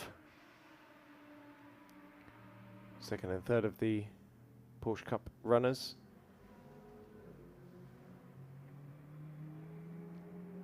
And of course, when you get to end of pit lane, you swing right into the refueling area.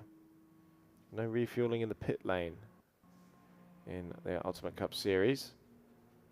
And this being a first rung on the ladder, so that we have smaller teams that can still take part and not be disadvantaged because they don't have massive high-speed refuelers to bring to racetracks. So yeah, swing right into the refueling area, head to the petrol station, top it up like you would at Tesco, and then back on your way. Like you would at Tesco's. Well, it's very similar to the Nürburgring 24 Hours, the type of fuel pump they use, Yeah. which it is effectively like the one you'll see in your average road petrol station. And in fact, actually, when I was at the Nürburgring 24 Hours earlier this year, I was talking to a few teams about this, and because there's only there aren't enough for everyone, basically, because you can get sometimes 4, 5, maybe 6 cars in one garage, and so they'll squabble over the pumps, but they'll also squabble over which is the best one, which is the fastest one, because they're not necessarily all identical speed. A bit like when you go rental karting, you'll know that there's one kart that's better than the rest, and there'll be a few karts that have been maybe bashed about a little bit too much, and so or maybe a bit down on power, and so you'll know the good karts when you get in one. I had a really good kart when I was in Bahrain recently, but the heat was so intense. Was it Bahrain or no? Maybe it was Qatar. But it was Qatar because of the intense heat that we had, and I did quite well. That was my second time karting, I think, ever. I did all right, but I gave myself motion sickness, and I was just a bit sick in general, just like felt sick because of the heat. And I said to them, I was like, look, I can't take part in this. And it was an Alpine event. I said, look, I'm gonna sit it out, but you guys go crazy. And one of the Alpine engineers, she took over, and I said, do well. And she was like, oh well, I'll do her best I could. She won. Oh, nice. She went on to win. So I was like, technically, I won that. I think we started, I can't remember where we started on we weren't last, but like that.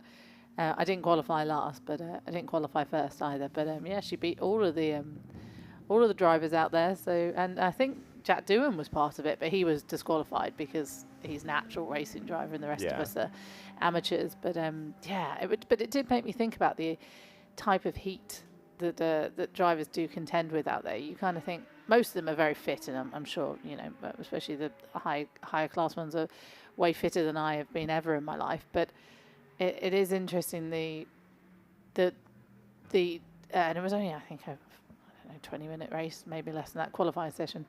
I just remember feeling so dehydrated and poorly afterwards, and I thought, God, the amount that these drivers put their bodies through. And that was without, a fireproof layer on. Yeah. That was without an engine and a fuel tank sat right behind you at 100 degrees. Yeah. As well. So, yeah, really gives you a perspective. And also, I think with a lot more air coming at you than you would have had you're outside, basically. In a single-seater. Yeah. No, it was definitely very eye-opening, and I appreciate that Qatar Grand Prix was incredibly warm and thus had the date changed. But it was fun though. I'm not very good at karting. No, neither am I. The last time I went karting, it started leaking fuel on me. That was that wasn't a very fun experience. Suddenly you'd be going around the corner and thinking, why is my leg wet? Oh gosh. And then you suddenly see that the top, the fuel line of in your fuel tank has come out and is spraying it everywhere. Don't light a cigarette around you. No. Yeah, it's fine because my hands would give up way before the cart does anyway. So I think the thing I didn't like as much with the karting was just though I'm very competitive, I was too competitive. Everyone took it very seriously, and I was like, I thought we're here just for a bit of fun. Apparently not. Anybody you maybe barged off the road a little bit. Did I? No, I had one of the Spanish journalists, I think, knock into me, and it was a fair wallop to the back, actually, and I was like, oh. But no, I was quite respectful. I think mostly I was just a moving chicane, really, and people were just trying to avoid me. Yes, one of my co-hosts often complained last time we went karting that I kept running into the back of him. And I said, well, it's not my fault you're taking the wrong line into this corner and going so slowly. Because, of course, your line is the best line, right? Well, that corner it was, yes. Oh, you can see the results of that race, and I don't need to. I don't need to see the receipts. Don't worry. Yeah. Unless it's someone I know, and then probably not. they tell a very different story. Oh, he always has his own version of events.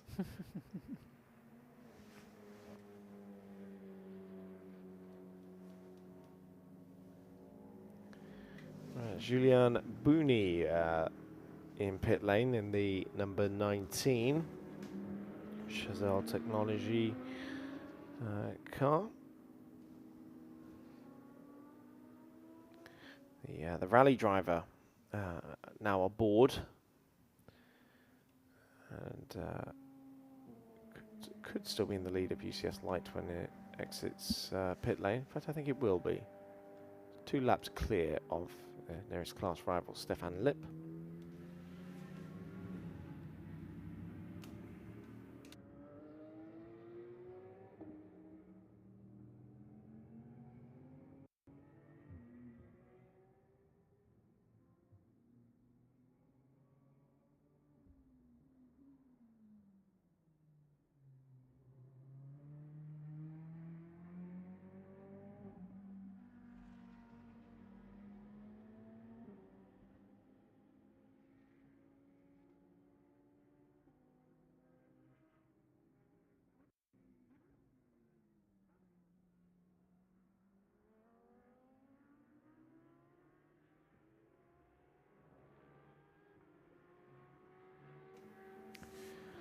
That is 7:01 back out on track, isn't it? The Stéphane Gouvernier Vortex that is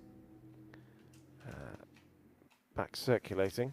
Can't remember if we mentioned it had gone back out on track or not. Obviously, the last time we saw it, it was well, Stéphane was sat quite happily in pit lane, just straight chilling.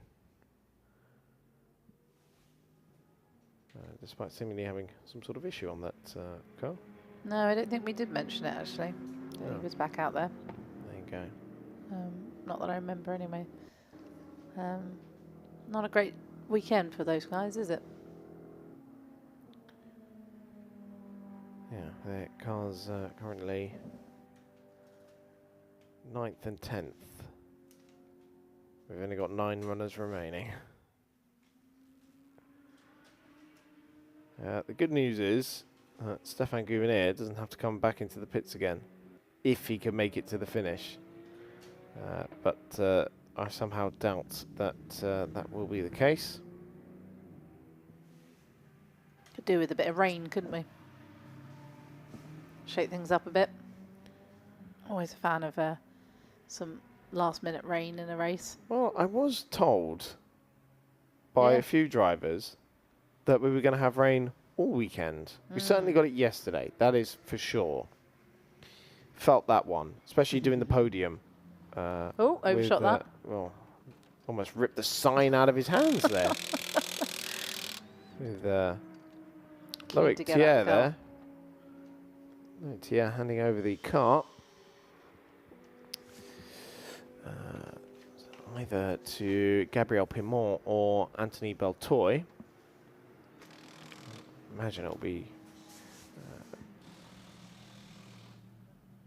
Pimont. I couldn't quite see. Yeah, I think it is Pimont. I think he's got the bare carbon helmet. So I assume they'll do another stop before the end then, to put the silver driver back in. How much time have they done?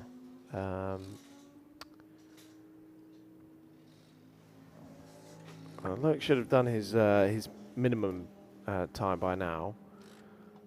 As we see, another driver swap done at l'Espace Bienvenue.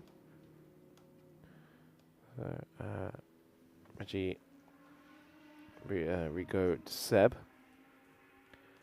back on board.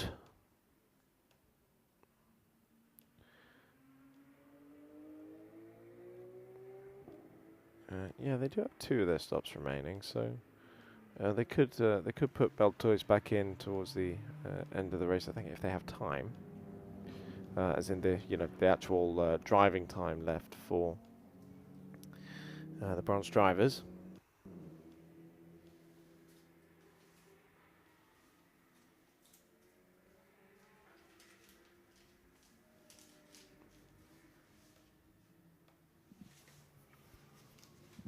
Where would you like to see these cars race? Where do you think would be a great racetrack for them? I think GT cars work in the majority of circuits. Yeah, no, they definitely do. If we're going to talk GT3, yeah, specifically, I'd love to see, and I'm sure SRO America already does this, but off the top of my head, I don't actually know. But I think Watkins Glen would be pretty fabulous circuit. Oh, Silverstone as well. Silverstone. Yeah, Silverstone. Well, Silverstone's just great for every kind of racing, isn't it? The GTs do go to Silverstone, don't they? British The GT British used to. GT does. Yeah. Yeah, so that's always good. Yeah, I used to love the British GT. I've seen it for a while.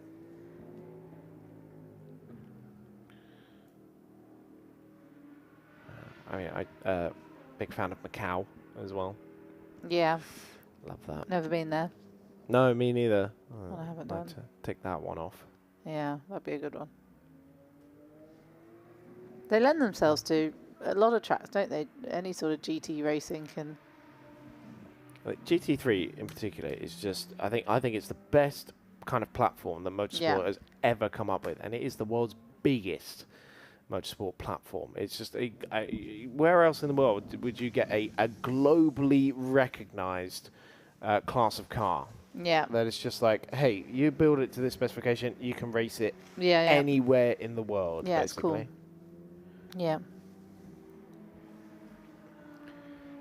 And yeah, I just think that's fantastic. And the fact that now it's also a part of the 24 Hours of Le Mans as well, I think it will only get better, and they get more manufacturers in, and that helps bring manufacturers into other classes as well. Yeah. I mean, Hyundai talking about building an LMDH car. So, and of course they've been so good in the rally championships and in touring car racing as well, WTCR, and also at the Nürburgring 24 Hours. Could they build a GT car, for example? I don't know what they base it off. Yeah, I don't know. I'd have to refamiliarize myself with Hyundai's road car lineup. I used to have a Hyundai i10, if that helps. I should say Hyundai. Apologies. Hyundai. Yeah, sorry, the Hyundai. It's a bit like Dacia, that one, really, isn't it? Everyone suddenly realised, for our entire lives we've been saying it wrong. Yeah. I mean, there's a lot of things like that in my life, really, that I realised. I was saying for a long, long time, I used to say ambulance rather than ambulance. And I was only picked up on it when I was working for the BBC, and I did a voiceover but with ambulance in it, and I said ambulance instead of ambulance. I feel like both of those things you said were wrong. Ambulance. Yeah, ambulance. Yeah, but with the that's U, not what you said. as in, you know what I mean? As in, like, I didn't put the emphasis on the U. I put an emphasis on an U. Ambulance. I saw a story the other day about how somebody's only just realised that first, second, and third have different letters at the end. You know, when you shorten it with the 1 and the ST. Apparently, they'd only just realised. That's what I said as well. I couldn't believe it. So what were they doing? First, second. I don't know. It's just what they said. Oh, it's just one of those things you don't think about. No. Maybe we see it so often because you see it in motorsport. And I don't know. I don't want to, speak ill of this person who made, I think it was a TikTok. I'm sure it was. Sounds like a TikTok, doesn't it? It does. But yeah, one of those lad Bible stories that. Yeah. Yeah.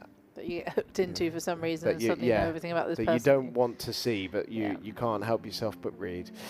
Right, coming up to the final hour of the Ultimate GT Endurance Cup. 4 hours of Hockenheim. Roman Iannetta leads by 2 laps over Adam Konopka's 77 ARC Bratislava Lamborghini Huracan. Porsche Cup led by Gabriel Pimon over Carl van der Westen and Olivier Favre. So GP Racing Team ahead of the 2 2B Autosport cars. The BMW GT4 from L'Espace Beyond Vanu in 6th position. Then our Alpine cars, Julien Buni in number 19, the rally driver from Chazelle Technology, leading garage mate Stéphane Loeb in 110. The 701 Vortex is out there on track at the moment after a lengthy pit stop for Stéphane Gouvenet. Those are our 9 remaining runners as we enter the final hour. Let's go to the ad break.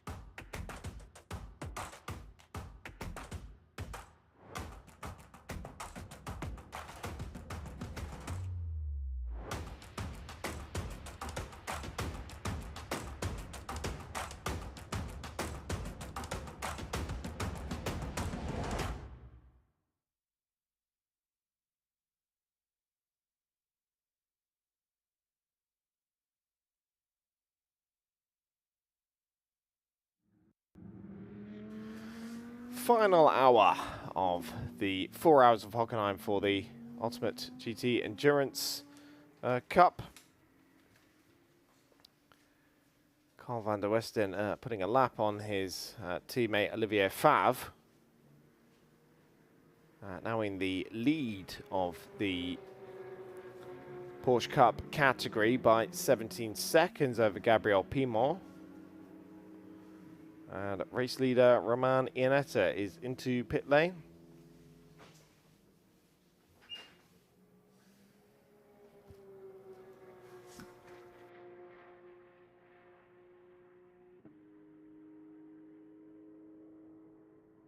That was weird. Oh, what was going on there with... 701 went to go into the pit lane, which we've seen before. Stéphane Gouvenet there. Yeah, in the prototype race, Benjamin Monet, I think he, thinking about it, actually had a swapper trying to get into pit lane because he suddenly turned left and had the Lewis Hamilton 2018 moment. And so car 701 spun and rejoined at turn 16. So Gouvenet's gone for a spin at the penultimate corner and ended up in the pit lane entry.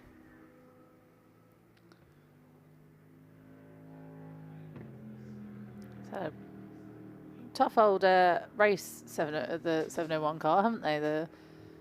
Well, yes, had an issue on the formation lap. Yep. Had to come into pits. And here we're going to see it.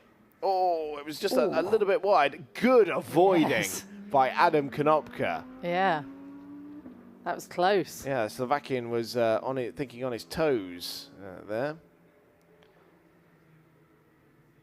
Just slightly wide of the apex going into 16, and yeah, that was enough to wrong foot the Frenchman.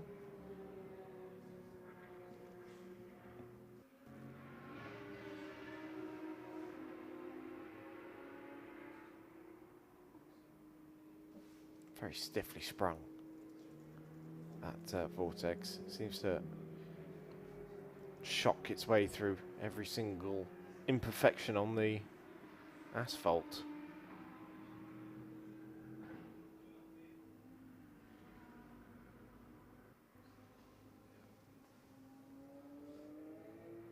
So, can't help but think maybe some drivers would want a bit more compliance in their car, but if it's working, it's working.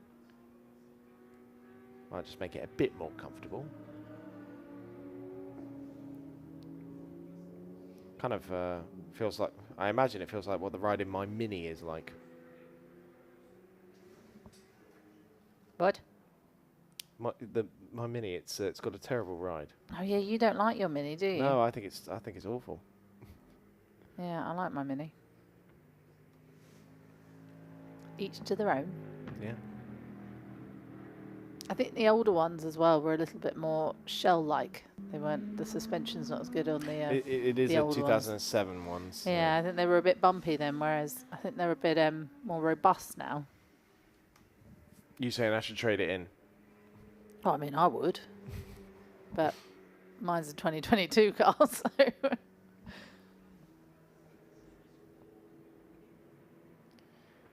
Right, Carl van der Westen there seemed to have a bit of a wiggle at turn number 2, but is pulling away from Gabriel Pimon. Now, both the top 2 in Porsche Cup have a stop seemingly under investigation, as does the M4 BMW. So could be penalties coming in the closing stages of the race for those cars. Adam Konopka into the lead of the race, as Romain Iannetta just heading back out onto the track.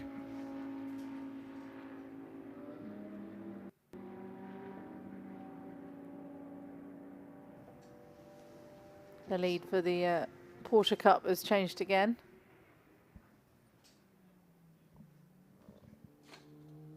So They've only taken.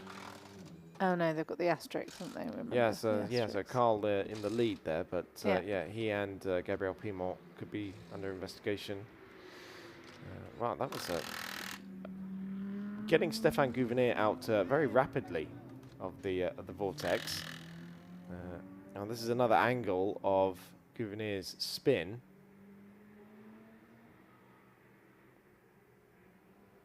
I don't know how. Adam Konopka in the Bratislava Lamborghini. So you saw it coming and, checked well way up. I had a bit of runoff, in fairness. He could have gone on to the pit entry, but he might have, It's easier said than done, isn't it, when you watch it and you think in a split second what you would do. So 701 driver change there. Going to have a few come into the pit lane, aren't we, over the last 49 minutes? Adam Konopka now in pit lane as well, so Roman Iannetta should take the lead back again. It's car number 7. Car number 7's still running, isn't it? Yes. Yeah. Am I right in saying they've only taken one of their 5 mandatory pit stops? No, they have one remaining. One remaining. Okay, that makes way more sense. Yes. I was like, we are in the wrong position here for this race. That makes way more sense. Did they do it countdown last time? I can't remember. I thought it went. I thought it counted up. No, I think they did a countdown. It's 5 stops in the GT Endurance Cup as opposed to 4 in the prototypes. That's I think largely because you get cars like the Super Trofeo, like the Alpines, that weren't necessarily built for endurance racing. It does often surprise me when we get some of these mixtures of cars, because obviously GT3 cars designed for endurance racing, GT4 cars designed for endurance racing, Porsche Cup cars have endurance racing in mind, although you will largely see them in Carrera Cup sprint races around the world, but you also see them in the endurance races like the Nürburgring 24 hours, and they have their own class in the 24-hour series as well. But then the likes of the Super Trofeo, which is designed to blast around in a Super Trofeo Europe or America or Asia race for 25 minutes. Same with the Ferrari Challenge machinery and across Europe and America, and then the Alpines as well, which are 25 minutes plus 1 lap. So a lot of these one-make cars are really only designed for short, sharp racing, and we've been going now for 3 hours and 13 minutes nearly. So it does often surprise me when we see some of these one-make cars that weren't necessarily designed for this sort of competition.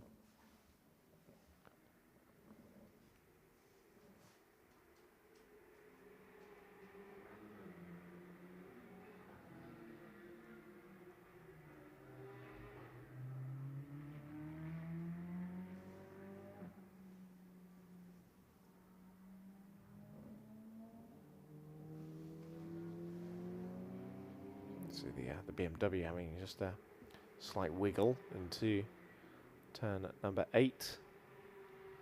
And now we can see that size comparison because the BMW is further away, and yet it still looks massive compared to the Alpine.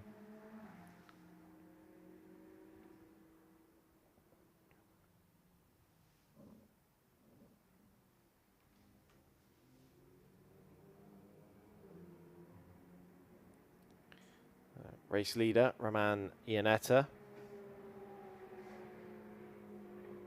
goes past Miro Konopka, who's in pit lane at the moment, just taking over from his son, Adam, and will take the final stint in this race, by the looks of it. Has he raced with the team before? Because he's put a good stint in, hasn't he? Roman. Roman. Not as far as I could tell.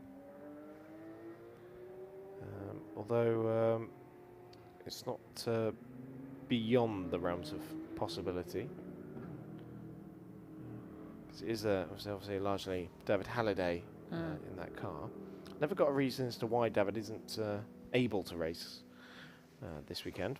No, I was looking to see if he was on tour actually, because he's got some events coming up. Yeah, in concert with David Hallyday. Now that sounds like a podcast. But no, it looked like he's more going away, and he's got something going on in November. Does it clash with the Paul Ricard finale? Well, I did think that actually. I was trying to look at the dates. No, I don't think so. It's hang on, sorry, Claire. We've got smoking Lamborghini. And I thought that might have been a tie for a second, but it's more looks like it's coming out of the exhaust of the engine. We did see the ARC Bratislava team taking the engine cover off the back of that Lamborghini that's just come out of pit lane.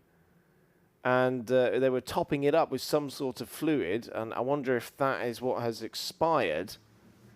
Because there is a lot of smoke pouring out of that car. And the second place car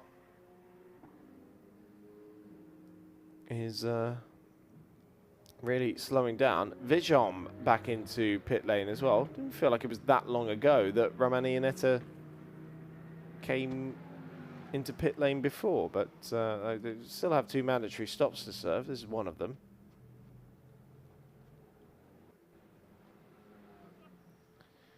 I imagine we'll see Miro Konopka back into pit lane as well. We'll only be left with one UCS1 car left at this rate if the Lamborghini does drop out.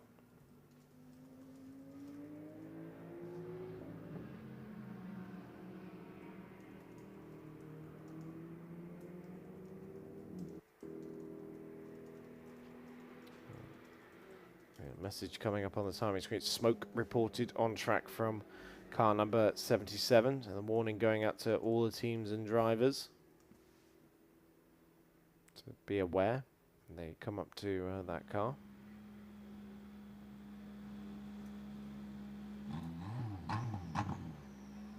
Maybe Vijom anticipating a safety car. We've managed to go through this race without any safety car interventions, and there is the Bratislava Lamborghini that's come in. See work going on down there, but yeah, and barely even a yellow flag as well. We've only had a couple of moments, and a lot of them dealt with quick enough before yellow flags are even needed.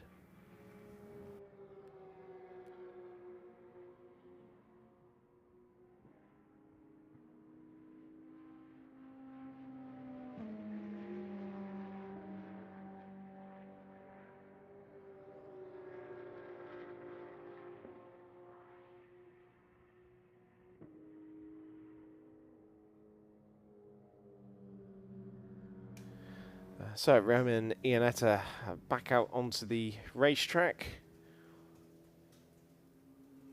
and I wonder what's happening down at ARC Bratislava. I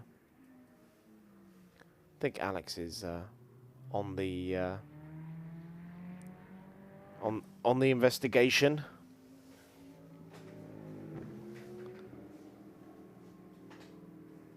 And we'll soon have some answers for us. In fact, he has answers for us now. He's with Adam Konopka.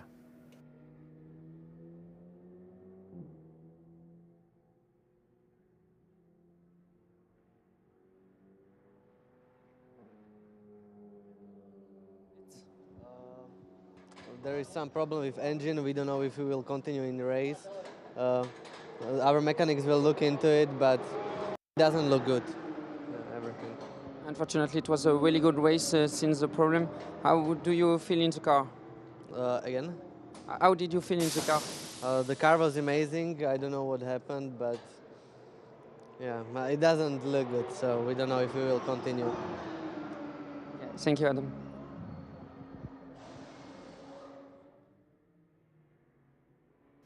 Some kind of engine issue. And that looks like it's going to be the end of the day for the ARC Bratislava team. They've had a tough weekend. Obviously, a difficult time in the European Endurance Prototype Cup with Balaz Volontaire sliding the car through turn 6 and knocking themselves out of the race. Before Miro even got a chance to drive the car, he was due to take part in that race as well in the LMP3 car, which is parked just next to the GT3, and now that car retiring from the Ultimate GT Endurance Cup race in the final 45 minutes as well, with some sort of engine issue that has caused smoke to pour from the back of that car.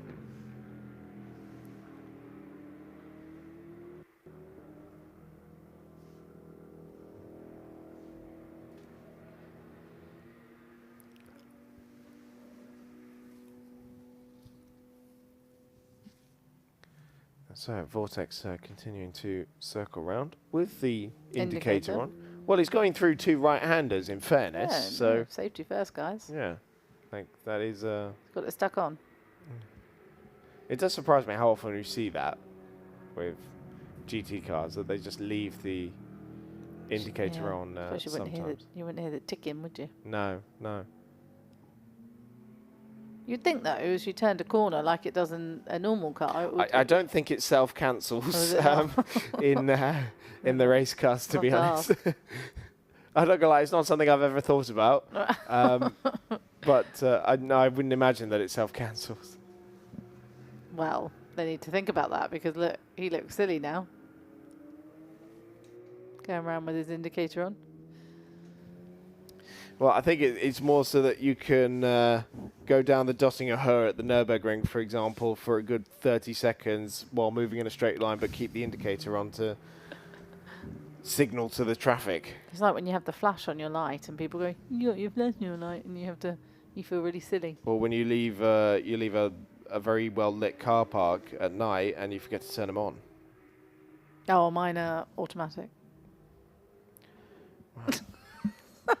It's all right for some people with their fancy automatic lights. I think most those really cars annoy me, because you'll be in the middle of like the day and I'll be being blinded by someone else's headlights that are totally you can turn them off. unnecessary. You can turn them off. You can override it. Oh, so it's not like the Volvo ones where it's just like our country is so dark, so it's on all the time. Yeah, that's very 80s. Do they still do that? I'm pretty sure they still do. Yeah. Probably. Still got his indicator on. Yeah.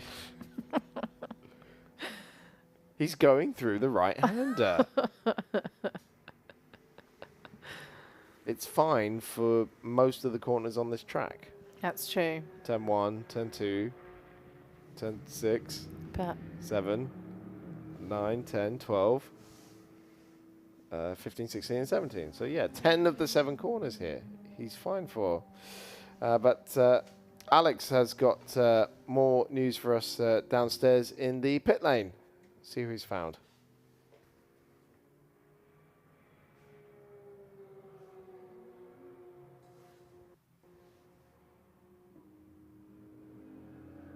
Oh, well, hopefully we'll hear from Alex shortly. Meantime, that's the number 19, the UCS Light Class leader. Bonjour Julien, on vous fait une petite réaction à chaud. Comment c'était ce dernier relais au volant de l'Alpine numéro 19? Écoutez, très bien, parce qu'on a essayé de jouer la régularité.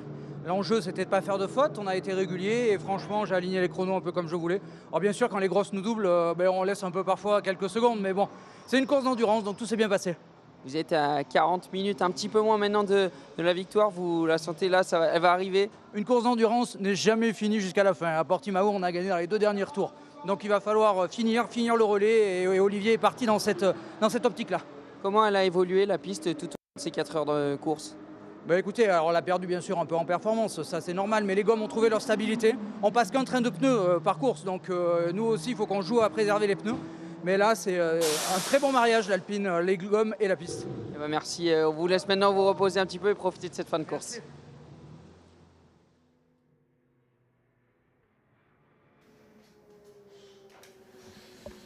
Merci. Yeah, I did wonder. I thought I saw the front cover off of the number 19 Alpine there with what looked like some steam or some smoke coming out of the front of it, but all seems to be well. Julien Bouni had just gone out of the car, I think it was, and Olivier Martinez now on board, number 19. The Peugeot 208 Endurance racer, taking over from the rally driver. Into pit lane has come Olivier Favre. The Porsche Cup runners now on the overall podium in second and third.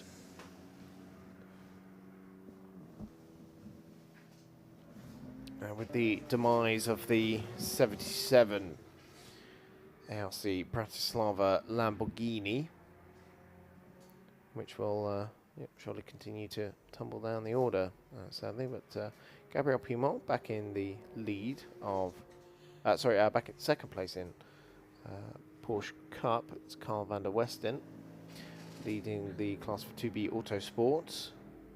3 laps down on the overall race leader Jean-Bernard Bouvet, now back in the car, and it was Bouvet who started that car some 3.5 hours ago now. But yeah, Carl van der Westen and Gabriel Pimont still owe us one more pit stop, which Romain Favre has done his one remaining stop.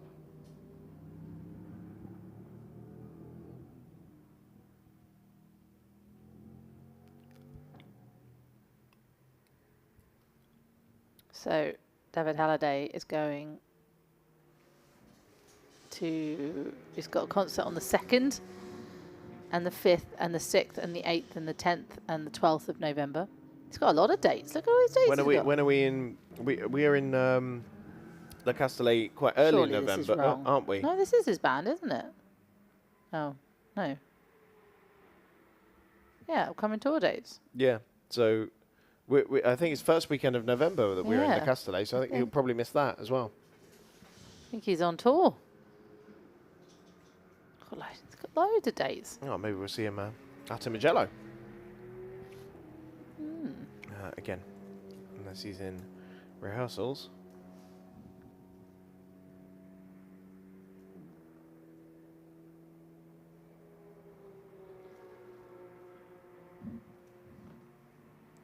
One thing I just noticed as well, the 701 car we saw spin at turn 16. Before it did that, it spun at turn 2 as well. So it really has been an eventful day for the Vortex team. But Christophe Dernier now trying to bring that car to the checkered flag.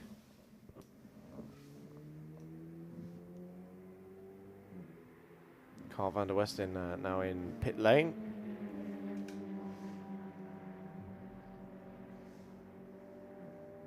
So that's him giving us the last mandatory stop. Although may well take a penalty for one of those stops because it's we have the asterisk next to it. It usually means there's something being looked at, as it does for Gabriel Pimont as well. So he's in Paris over the final race weekend of the year. So don't think he'll be with us for Paul Ricard. Still having a look at it. Depends what time the concert starts, I suppose. He could, take... No, because he's in Paris on the 12th as well. 12th, 13th, and then 15th. Wow. So... Oh, hang on. No, hang on. He might have... What day is it? The 10th. 7th to the 10th of November, yeah. I know, because he's away for the 8th, 10th, and 12th, I'm afraid, so... But he should be able to do the October one, so he should be fine for Mugello and Magny-Cours. Okay. But November, he's on a world tour, I'm afraid, or a France tour. Similar. Oh, he's going to Belgium. So, there you go. It's the European tour. Exactly. There you go. So, if you want to see David Hallyday, Google it yourself. Again, the size difference between the BMW and the Alpine. Yeah, The now you see BMW is it. trying to muscle its way through. It's trying to bully the Alpine into turn 1. Trying to bully it again into turn 2. Dive down the inside. Put a lap on it. But, no. In fact, that will be the third lap between the two cars. These cars are actually 6th and 7th on the road. The size difference now, I can see it. It's crazy, isn't it? It's massive. It looks like a little toy car behind in the Alpine. The Alpines are not small, big, but they're not really small either. The BMW is just very, very big. Right, Cesar van der Westen taking the number 14 2B Autosport car to the checkered flag. And ooh, that stop might be being looked at as well. They've got double asterisk now in their mandatory pit stop tower on the timing screen. And so that means 2 stops are potentially being looked at, and it could be 2 penalties coming their way.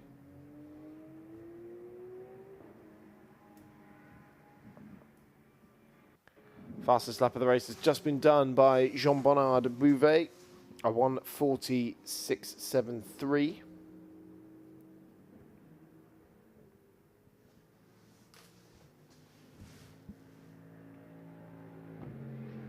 His lead at 4 laps over Gabriel Piemont.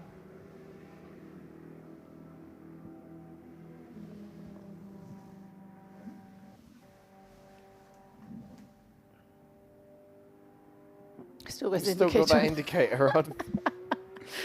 You're on the team, wouldn't you radio through by now and be like, oi. I mean, mate, it's not costing him anything. The only thing I'd be worried about is the bulb going out. Yeah. Yeah. Don't have any front indicators. Yeah, there's a little one on there. It's difficult to see, I grant you, but there is a very small thin one on there. You'll see it now as he goes through. Oh yes, just on the left-hand side as we look at it. Yeah. And it does that cool Audi thing as well, where it goes from one side to the other. Oh. It lights up across like that's cool. like LEDs. Oh, I like that. Which you've got like a fancy car when it does that. Yeah, when it kind of like looks like it's almost like a strobe light rather than a normal blinking light. Yeah. It's kind of cool livery though. Quite like it. Striking. Yeah, the orange really makes it stand out. Yeah, doesn't it? it's like a tiger. Yeah. Will never change its stripes.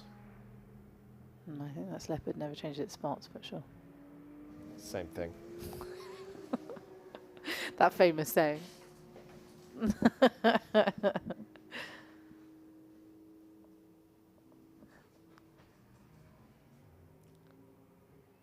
701 in 9th position, last of our remaining runners. Anthony de Barn never got going in number 93. That was withdrawn before qualifying. What was the issue?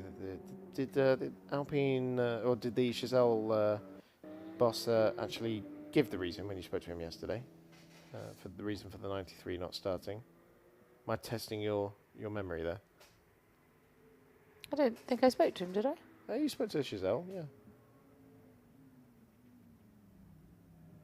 Oh, During yes. qualifying, yeah. They did.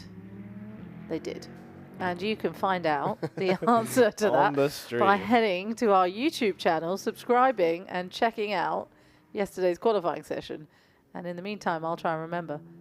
I spoke to a lot of people yesterday. Yes. I speak to a lot of people in the pit lane. Well, so the point is, Anthony de Barn never got going in the 93. But they did say yesterday, I believe, that it wasn't going out. Yes, it was terminal, like from before qualifying. Whereas 19 had a problem, didn't qualify, but they did get it going for the race. We have also lost Julian Schell, the Pegasus Racing 74 Lamborghini Super Trofeo, lost that to some sort of mechanical issue earlier in the race. And Olivier Gomez also out of the race in the Vortex 2.0, number 20 machine. Was running in the podium place when it expired at turn number 10. And officially, I think we've also lost Miro Konopka as well. But that car still classified 5th, actually, because it was so many laps ahead. Potentially, by the time we do get to the checkered flag, it will have fallen to behind our last runner, the 701 Vortex, which had a difficult start in itself as well, because it came into pit lane on the formation lap with an issue, and then seemed to stay in pit lane for quite some time as well, and has had a couple of spins along the way as well. It's been a very eventful day for the 701 crew. So yeah, I think we are actually down to 8 runners remaining, aren't we? Mm-hmm. Lost a third of the grid. Yeah. Unfortunate, really, for some of them. Some of it a bit bad luck, some mechanical. We weren't quite able to understand what Olivier Gomez was saying, unfortunately, so we're not quite sure what happened with the with car number 20, but it was his brother that parked it up and climbed out of it, so that car didn't continue. But it's but there's still a race going on here. This guy's still got his blinker on. It's all going on. Yeah, it's still on.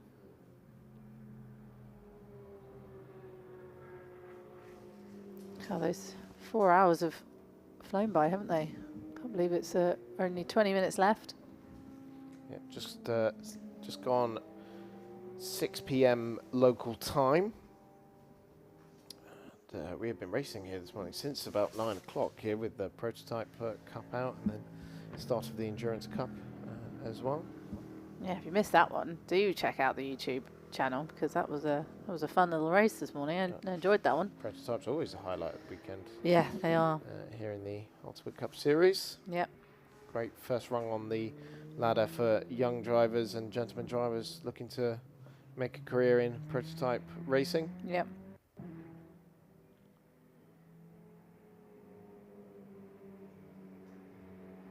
We also had some good Ultimate Formula Cup this weekend as well, with, again, a lot of young drivers getting their first taste of single-seaters, with a very fast driver called Enzo Richer, who was looking to close the gap in the 13 inches, and again, alongside an Argentinian 17-year-old called Juan Francisco Soldavini,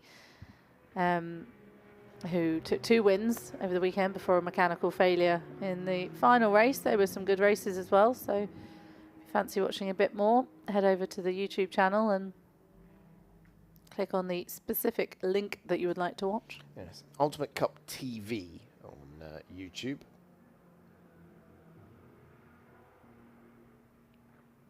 And on Facebook as well. Ultimate Cup Series on Facebook. And I'd highly recommend giving the Instagram a follow as well. Yes. Oh, now I need to check if it's Ultimate Cup or Ultimate Cup Series. I think it's Ultimate Cup Series. I'm going to run the risk of spoiling the Grand Prix for myself here as I head to I've already ruined it for myself. Instagram. Don't do it. Don't look. Don't look. It is Ultimate Cup Series, all one word. Did you not ruin it for yourself? I managed to skip it. That was for you, admin. We love you that much. Yeah. Right. This is for the lead in Porsche Cup. Cesar van der Westen under pressure from Anthony Baltoy. The gap was 3.1 seconds at the start of the lap, but Baltoy, the multiple Porsche Carrera Cup France and French GT champion, about to make a move for position with 21 minutes left on the clock for the lead in Porsche Cup to be Autosport against GP Racing, and it's the latter who comes out ahead through the Nord curve. So that's for second position overall and for the lead in Porsche Cup. Great move there for position as well. Didn't do a lot of defending, did Carl van der Westen? Caesar at the. Oh, Caesar. Sorry, my apologies, Caesar. Oh, I think he knew it was a done deal. Baltoy 3 seconds faster on that previous lap, so I don't think defending would have done too much for him really. Also, both those cars do have pit stops under investigation. 2B Autosport has 2 of them, so it is likely it would have come to naught anyway.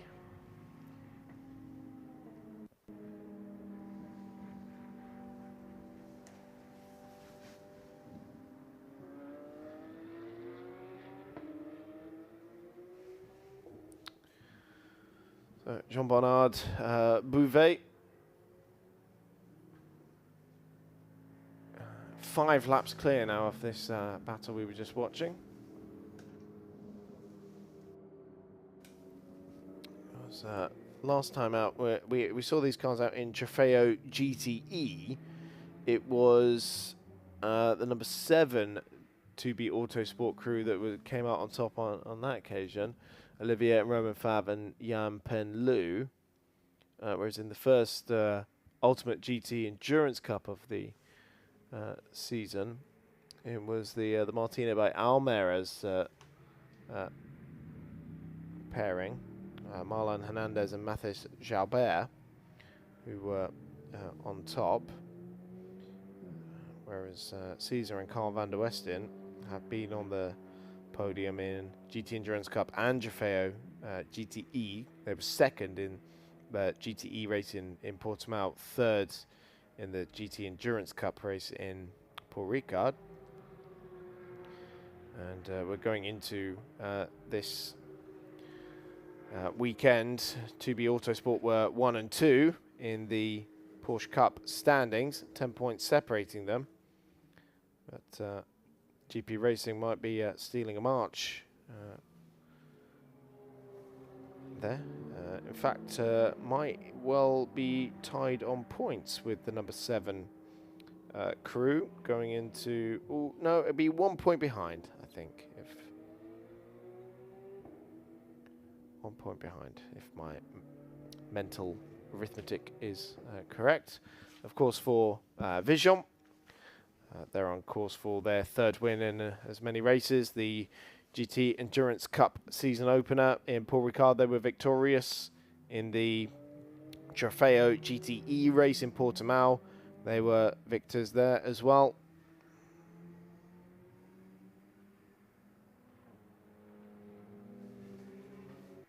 For GP Racing, though, they're on course for their best overall finish of the season with 2nd position out there.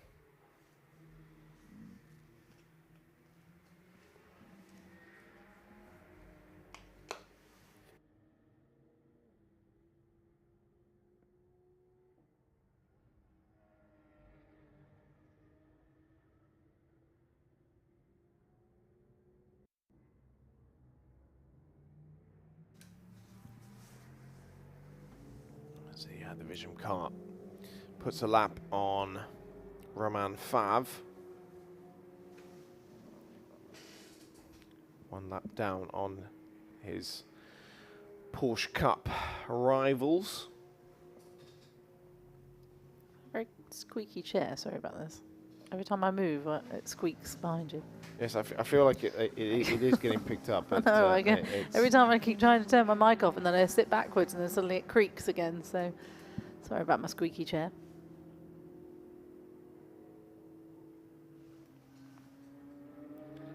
.5 minutes remain. Anthony Baltoy has continued to pull the gap to his Porsche Cup rival behind him, Cesar van der Westen. 7.6 seconds now is the multiple Porsche Carrera Cup France champions advantage. Got a new driver, I think, at the wheel of 701. Jimmy Luminaire is now. I don't think he was there a minute ago, was he? No, he started the car. It looks like he's doing the last 20 minutes or so. Yeah. He's on his out lap at the moment. Yeah, Jimmy was the one who brought the car into the pits on the formation lap. Yes. With the problem. Hoping the last 20 minutes go slightly smoother. Oh, you wouldn't have done that yesterday, Jean Barnard. He is hugging the curbs, isn't he? Not with all the water that was out there. Makes it like an ice rink on the drag strip out there. As a couple of drivers nearly found out. But we've had nothing but clear blue skies all day, really. Been a lovely day at Hockenheim. It has been beautiful. Nice and sunny out there as well. And warm, I was meant to say, not sunny. Well, sunny and warm. It's raining in the UK, though. Yes, so we hear. Some sort of event, motor racing event happening in the UK this weekend as well. I forget what it is.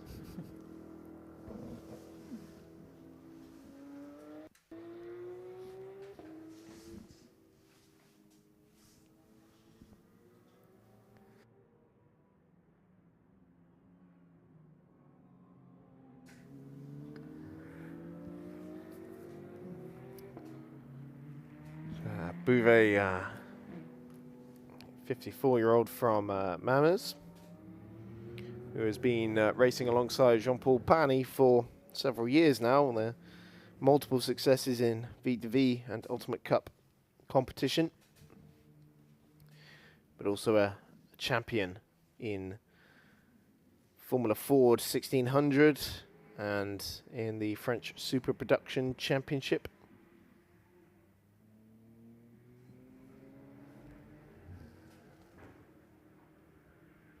And this is a slight redemption for the Vision team, of course. They won every race last year bar one. And it was this one in Hockenheim where they didn't even start the race. But they've made up for that this year. Or they are on course to in about 13.5 minutes' time.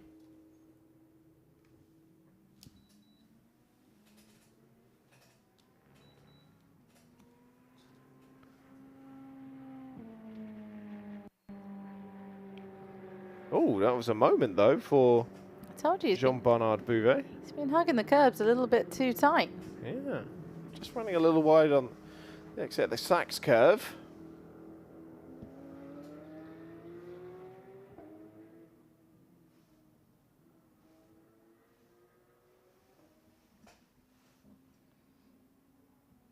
Hasn't caused him too many issues, has it, really? No, he's fine. Continue with the hefty lead he's picked up. Still five laps clear. Yeah.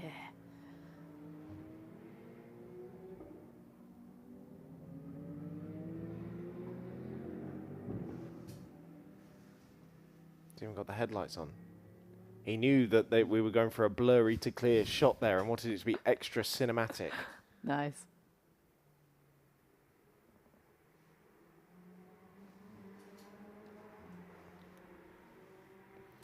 There's our Porsche Cup leader, second overall.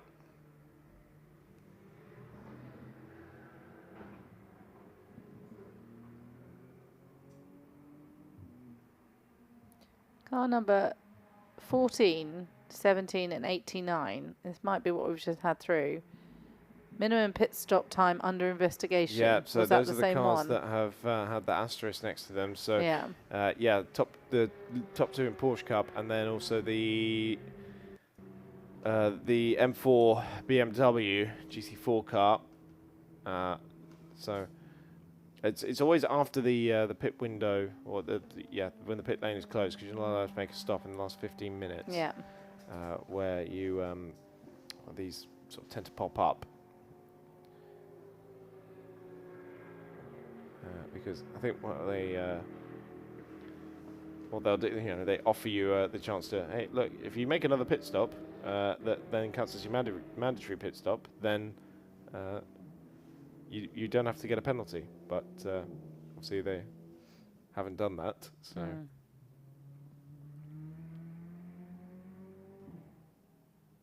Oh. And so it's a 2-second stop go for car 14.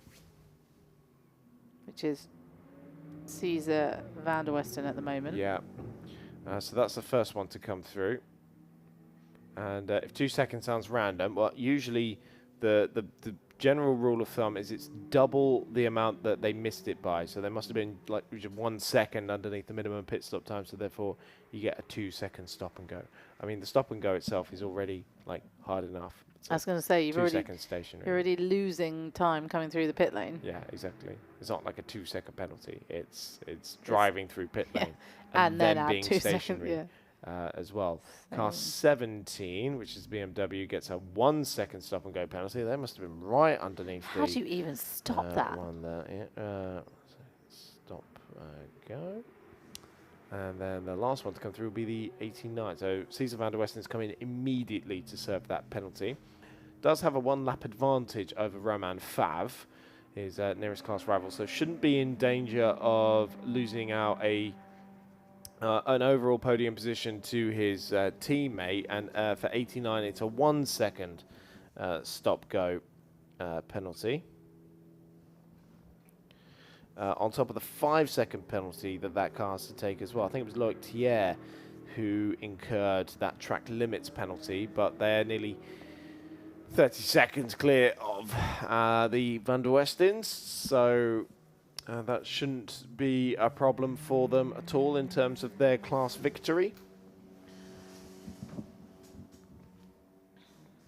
But Anthony Beltoy will have to come into the pits and serve that 1 second stop and go penalty, as will Reggie Rigaud de Seb. See if the GP racing car comes in this time around. Yes, he is. You see he's pulling it right. Into pit lane. This should be a quick stop. Down to 60 kilometers an hour.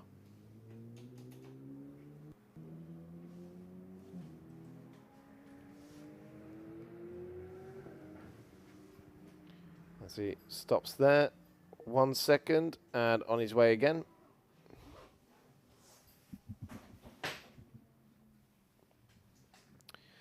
So as Cesar van der Westen is on his outlap, Anthony Beltoy just joining him now on that outlap. The gap should be fairly similar actually, around 30 seconds or so between the two cars.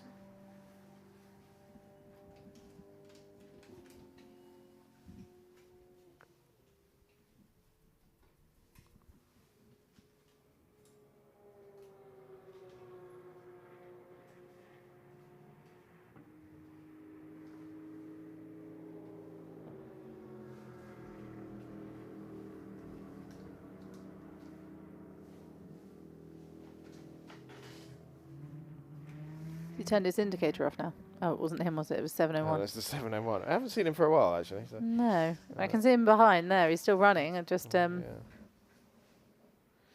comes the BMW's coming in. The 77 Bratislava Lamborghini is officially into been passed by the last runner, which is Jeremy Lemounier, the 701 Vortex. So we are down to 8 with 7 minutes remaining. Reggie Rigaud de Seb has just served his 1 second stop-go penalty as well for that breach of the minimum pit stop time. Now, for what it's worth, Olivier Gomez would have picked up one of those as well in the number 20 Vortex 2.0 car had he not retired from the race. There is 701. He has turned his indicator off. Has he? Yes. Oh. Finally clocked it. It's a shame. He probably felt really silly when he found out as well. I think it happens a lot more than anyone ever really suspects.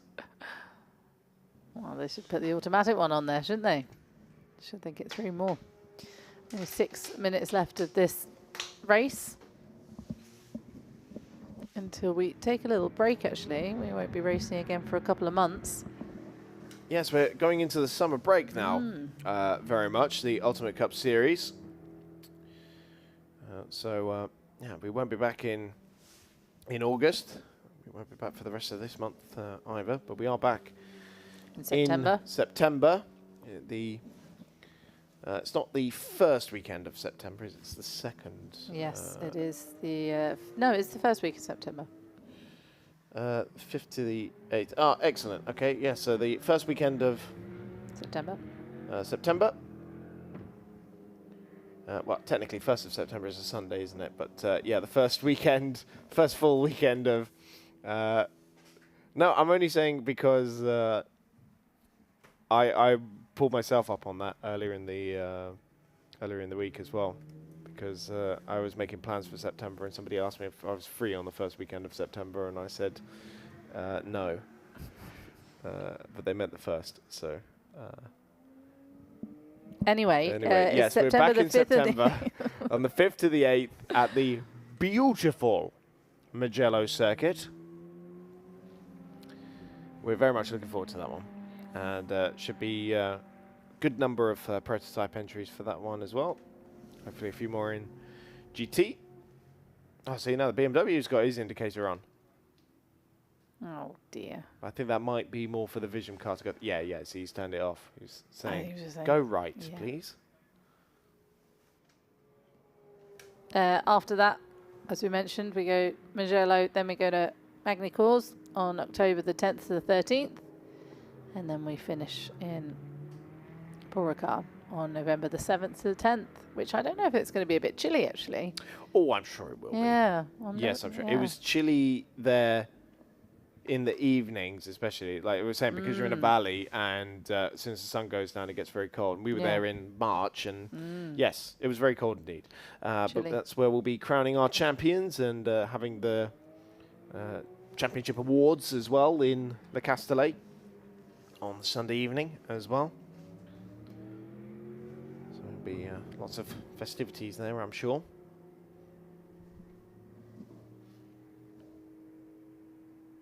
Yes. Looking forward to that. It's going to be a good end to the year. We're only halfway through. I keep thinking that we haven't got... For some reason, the other day I thought we had one less than we had.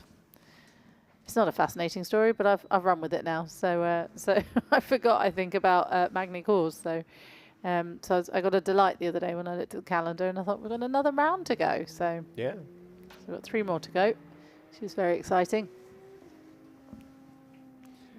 Well, 3 minutes left on the clock.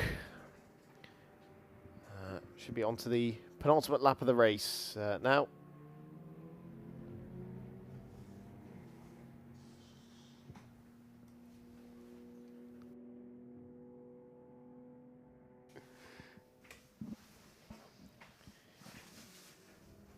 So, yeah, just a couple of laps now separating Jean-Bernard Bouvet from the checkered flag, which I'm sure is being readied. Here we go to Seb here, running in 5th position, behind the Porsche Cup cars, but ahead of the UCS light cars. Slap bang where you'd expect him to be.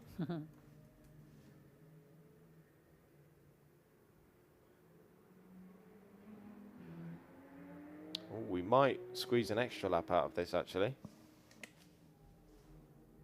It's 1:50 left on the clock, and Bouvet is going to cross the line. He's currently lapping in the 1:43s. This is going to be super tight. It's a race to the line.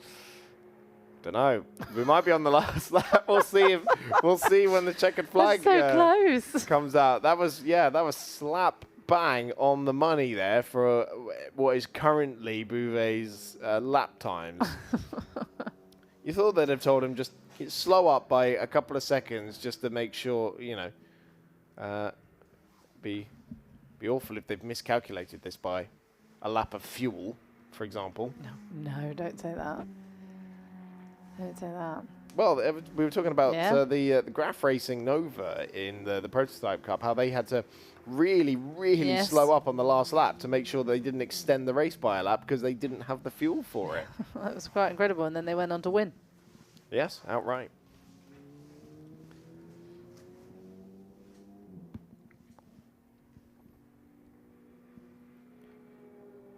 So it's tense to work out if we've got another lap. Yes, we'll just have to wait and see. Bouvet currently coming out of turns 10 and 11. Here he is. Yeah, we'll see if the checkered flag gets ready. They're getting ready with the checkered flag. You can see from one of our roaming cameras that the checkered flag is being readied. So I think this will be the last lap for Jean-Bernard Bouvet. And it was a year ago where their perfect record in the Ultimate GT Endurance Cup was tarnished by a DNS here in Hockenheim. Well, 12 months on, they have put that absolutely to rights as Jean-Bernard Bouvet brings the #1 Vision Ferrari 488 GT3 to the checkered flag to take victory in round 2 of the Ultimate GT Endurance Cup. It is Jean-Bernard Bouvet, Jean-Paul Pani, and Romain Iannetta on top in Hockenheim. Second position will go to Anthony Beltoy and the GP Racing Team as the L'Espace Bienvenue UCS4 GT4 BMW M4 comes across the line with Reggie Rigaud de Seb and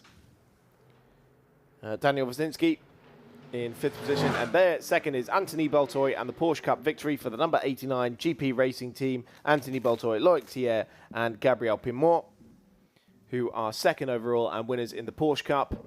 Here is Cesar van der Westen, who will bring the 2B Autosport car home in second position in its class and third overall for him and his brother Carl. After a successful weekend in the Ultimate GT Sprint Cup, it is going to be an overall podium as well for the Racing Brothers. And they will finish ahead of their 2B Autosport teammate, the number 7 crew of Romain Favre, Olivier Favre and Jan Penlu, who have crossed the line in 4th position as Cesar now does meet the checkered flag and finishes in 3rd position overall. Jimmy Lemounier also meeting the checkered flag in the 701 Vortex 1.0 in 8th position.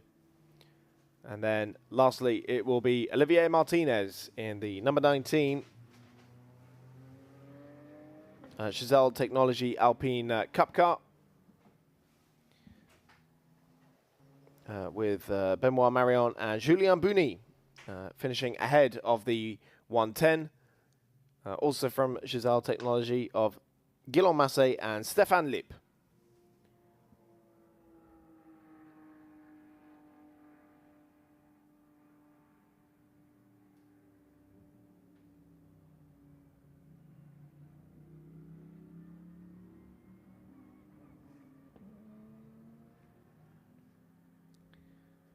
So Jean-Bernard Bouvet bringing the car round. Congratulations from the marshals, as always, as we bring to an end the 3rd meeting of the Ultimate Cup Series 2024 season. And Alexandre will be down in pit lane waiting to speak to our race winner.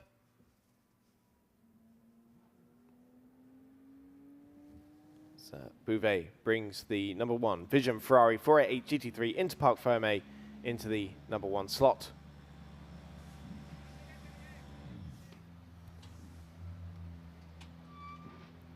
And it is victory once again. Their 3rd of the season in GT Endurance Cup and Trofeo GTE competition that they have raced in.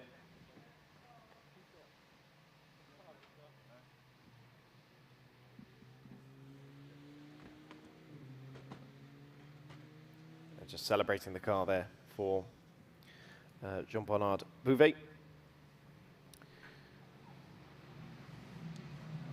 It is Vision, GP Racing and 2B Autosport on the overall podium. And that's all from the Ultimate GT Endurance Cup. The 4 hours of Hockenheim. We will be back in Mugello in early September.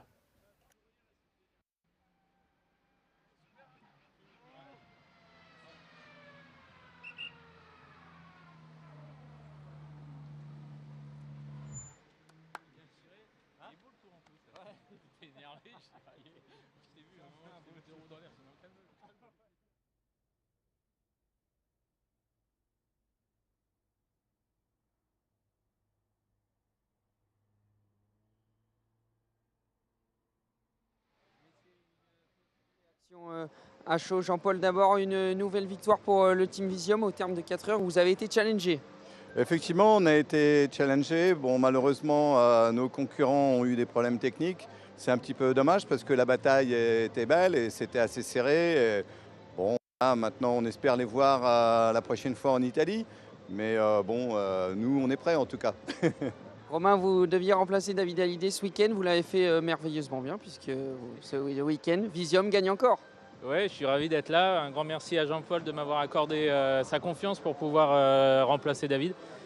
C'est vraiment un beau résultat. L'équipe a fait un super job.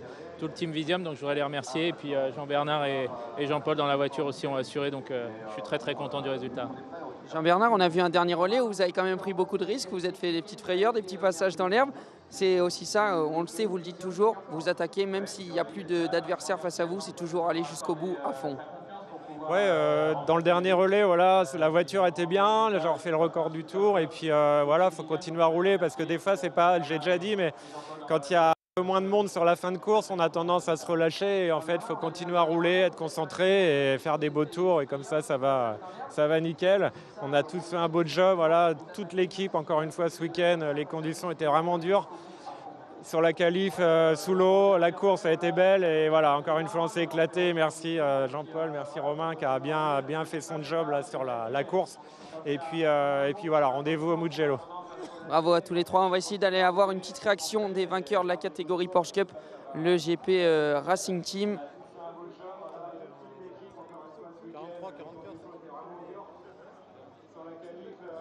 Gabriel, un petit mot, première victoire de la saison pour le GP Racing Team au terme d'une superbe course en catégorie Porsche Cup. Ouais, ça fait du bien parce qu'on a bossé. Première course compliquée, on a réussi à régler un peu à Portimao, on a réussi à régler encore un peu mieux ici. Donc ça fait du bien, travail mérité. Enfin, le travail est récompensé, on va dire. Merci Gabriel, on va essayer de déranger rapidement Loïc et Anthony. Loïc, premier succès de la saison, je disais Gabriel, il était très heureux, j'imagine que vous partagez son émotion. Ça fait du bien, c'est le premier, on espère que ce ne sera pas le dernier. On a bossé pour, ça n'a pas été facile, on a eu pas mal de conditions changeantes depuis jeudi. On n'a pas forcément eu le temps qu'on voulait pour bosser. Mais voilà, ce qu'on a fait, ça a payé. Et aujourd'hui, on est fiers de toute l'équipe et de tous les trois pour en arriver là sur la marche la plus haute. Merci Loïc, on va essayer d'avoir juste Anthony. Pardon Karl, bravo pour votre course aussi Karl et Anthony. Un dernier relais très performant, avec encore de l'attaque toujours pour aller chercher cette victoire. Ouais, vraiment, je dois remercier le team qui a fait un travail génial sur la voiture, parce qu'on a réussi à préserver les pneus, c'était la clé de succès. Et puis surtout, Gab et Loïc ont super bien roulé. Ils ont vraiment là un niveau de performance incroyable et c'est vraiment un travail d'équipe qui nous a permis d'avoir cette victoire. Bravo à tous les trois et on vous retrouve au Mugello en septembre.